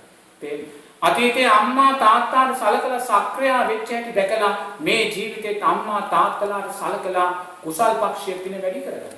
මුලින්ම අතීතයේ රහතන් වහන්සේලා සෝවාන් උත්තමයේ වැඩි කියයි කියලා දැකලා මට මේ ජීවිතයේදී සෝවාන් වෙන්න පුළුවන් කියන විශ්වාසය ඇති කරගන්න. ඕපපාතිකව දෙවියන් බ්‍රහ්මයෙන් උපදිනවා කියන කාරණේ දැකලා මමත් ඕපපාතිකව දෙවියෙක් බ්‍රහ්මෙක් වෙනවා කියන තැන ඉඳන් කුසල් සිත වැඩි කරගන්න. එතකොට මේ සම්මා දිට්ඨිය අර්ථයන් භාවනාවක් හැටියට නිරේතුරුව මෙනෙහි කරන්න මාත්‍ය කුසල් පක්ෂයේ පින මොහොත වෙලා එනවා ශක්තිමත් වෙනවා. මොකද අපි මේ වැරදි දෘෂ්ටි මතවාද වලට වැටෙන්නෙම ඊට අදාළ අකුසල් අපේ පිටිපස්සේ මතුවෙන නිසාමයි. එතකොට මේ අසත්පුරුෂ ආශ්‍රය මේක මතු කරලා තියෙන්නේ. ඒ නිසා මේ සම්මා දිට්ඨිය අර්ථයන් නිරේතුරුව මාත්‍ය භාවනාවක් හැටියට පුහුණු කරනකොට ප්‍රගුණ කරනකොට අයෝමේ කුසල් ශක්තිය අපේ ජීවිතේට වැටෙනවා. ඒ කුසල් ශක්තියම අපිට ආර්ය ශ්‍රාංගික මාර්ගයේ ශක්තිමත් කරගෙන මේ වැරදි දෘෂ්ටීන් මතවාද බිඳගෙන මේවෙන් බැහැර වෙලා අපේ මාර්ගය ඉදි කරගන්න අපිට පුළුවන්කම තියෙනවා. දැන් මහත්තයෝ මේ අපි මේ සද්ධාවේ දුර්වලභාවයන් ගැන කතා කරනවා. සද්ධාවේ දුර්වලභාවය කියන්නේ සම්මාදිට්ඨියේ දුර්වලභාවයනේ අමූලිකා සද්ධාව. ඒතර මේ සද්ධාවේ දුර්වලභාවය නිරේතුරුවම සකස් වෙනවා කියන කාරණේ මතක් මේ කතා කරනකොට මට මේ ගිය සතියේ එක අම්මා කෙනෙක් මෑණි කෙනෙක් ඇවිල්ලා අහපු ප්‍රශ්නයක් මට මතක් වෙනවා. ඒ අම්මා ඇවිල්ලා මගෙන් අහනවා ස්වාමින්වහන්සේ මේ කොත්තමල්ලි තම්බලා හවසට බුදුරජාණන් වහන්සේට ස්වාමින්වහන්සේලාට පූජා කරන්න කැප නැද්ද කියලා. තේරෙනවද? ඒ කියන්නේ කොත්තමල්ලි තම්බලා එහෙම නැත්නම් ඔය තියෙනවා වෙනිවල් ගැට කොත්තමල්ලි හෝ වේවා ඒවා තම්බලා පූජා කිරීම කැප නැද්ද කියලා. එතන මම ඇහුවා මෑණියෝ කවුද ඔය දේ කිව්වේ කියලා. එතකොට ස්වාමීන් වහන්සේ නමක් කිව්වා කියලා කියන්නේ. තේරෙනවද? එතකොට දැන් බලන්න දැන් ඒකෙන් අදහස් වෙන්නේ මොකද්ද? කොත්තමල්ලි කියන කාරණය තැම්බනවායි කියන කාරණය තුල මේ ඒක අකැප දෙයක් කියන කාරණේ තමයි මතු කරලා මේ මෑණියෝ මගෙන් අහන්නේ මේක ඇත්තද නැත්තද කියලා. ඉතින් මං කෝ මෑණියෝ එවැනි කොතනකවත් ධර්ම විනේ කොත්තමල්ලි තම්බලා හෝ වෙන දෙයක් හෝ තම්බලා පූජා කිරීම අකපැයි කියලා සඳහනක් නැහැ. ඒ කියන්නේ ඖෂධයක්. තම්බලා පූජා කිරීම අකපැයි කියලා කාරණයක් නැහැ. ඒතකොට දැන් මේවැනි ප්‍රශ්න සමාජය තුල මතුවෙන්නේ කුමක් නිසාද? මේ සද්ධාවේ දුර්වලභාවයන් නිසා. ඒතකොට මේ සද්ධාවේ දුර්වලභාවය නිසා කල්යාණ මිත්‍රාශ්‍රයකින් තොරව සද්ධර්ම ශ්‍රවණය නැතුව නුවණින් මෙනෙහි කිරීම දුර්වලභාවය නිසා දැන් ඒගොල්ලෝ දකිනවා මේ කොත්තමල්ලි ඇටේ සත්වයක් පුද්ගලෙක් ඉන්නවා කියලා. කොත්තමල්ලි ඇටේ සත්වයක් පුද්ගලෙක් ඉන්න මේක තම්බනකොට ඒ සත්වයා පුද්ගලයා පීඩාවටපත් වෙනවායි කියන කාරණේ තමයි දකින්නේ. ඒතකොට දැන් මේවා මේ අසද්ධාම නිසාම සමාජය තුල ගලාගෙන යනා වූ ධර්මතාවයන්. තේරෙනවද? දැන් අපි කේක් කෑල්ලක් කන්න ගියොත් සමහරලාට ඒ කේක් කෑල්ල තුලත් කෙනෙක් බිත්තරයක් කුකුල් පැටියෙක් දකිනවා. කිරි වීදුරුවක් බොන්න ගියත් ඒ කිරි වීදුරුව තුල හලක් පැටියෙක් නැත්තම් එළදෙනෙක් සත්වෙක් පුද්ගලෙක් දකිනවා.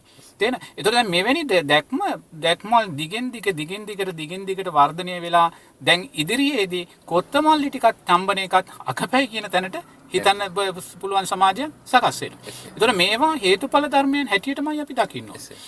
එතකොට මේවා හේතුඵල ධර්මයන් හැටියට නිරේතුරුව දකිද්දී අපි දකිනවා අනතුර මොකක්ද කියන තැන දැකලා අපිට අනතුරින් මිදීමේ ශක්තිය අපිට මතු කරලා ගන්න පුළුවන්. තේරෙන? ඒ නිසා මොකද අසද්ධාව වැඩි වෙන්න සමාජය තුල නිරේතුරුවම අපිට අහන්න දකින්න ලැබෙන්නේ බුදුරජාන් වහන්සේ දේශනා කළා වූ සූත්‍රගත විනයගත ධර්මයන්ට විරුද්ධ අර්ථයන්මයි. තේරෙන? වර්තමාන සමාජයේ බුදුරජාණන් වහන්සේගේ උපත පිරිනිවීම බුද්ධත්වයේ කියන කාරණා ස්ථාන පිළිබඳවත් ප්‍රශ්නාර්ථයක් තමයි තියලා තියෙන්නේ. මෙච්චර පැහැදිලි සූත්‍රගත ධර්මයන්ගේ මේවා සඳහන් වෙද්දී මේවා මතු කරමින් සමාජය තුළ ප්‍රශ්නාර්ථ ඇති කරන දිශාවට යන බවක් පේනවා. එතකොට මේ සෑම දෙයක්ම සකස් වෙන්නේ එකම එක හේතුව තමයි කල්යාණ මිත්‍රාශ්‍රයේත් සද්ධර්ම ශ්‍රවණේත් නුවණින් මෙනෙහි කිරීමේ තියෙනා වූ දුර්වලතාවය. ඒතර ඒ නිසා නිරේතුරුව පිංගතුල්ලා දක්ෂ වෙන්න ඕනේ මෙවැනි සූත්‍රගත ධර්මයන්ට බාහිර ධර්මයන් සමාජය තුළ ඇසෙනවා නම් ඒක ධර්මයක්. ඒ තුලින් ධර්මයමයි අපි දකින්න ඕනේ. ඒ ධර්මයේ තුලින් දැකලා මේසා විකෘති ධර්මයන් සමාජගත වෙනවා නම් අපි වහවහ මේ සමාජයෙන් මිදෙනවායි කියන කාරණේට මේ සමාජයේ කමඨහනක් අරගෙන අපි මේ සමාජයෙන් මිදෙනවායි කියන කාරණේ තමයි අපි සාක්ෂාත් කරගන්න ඕනේ.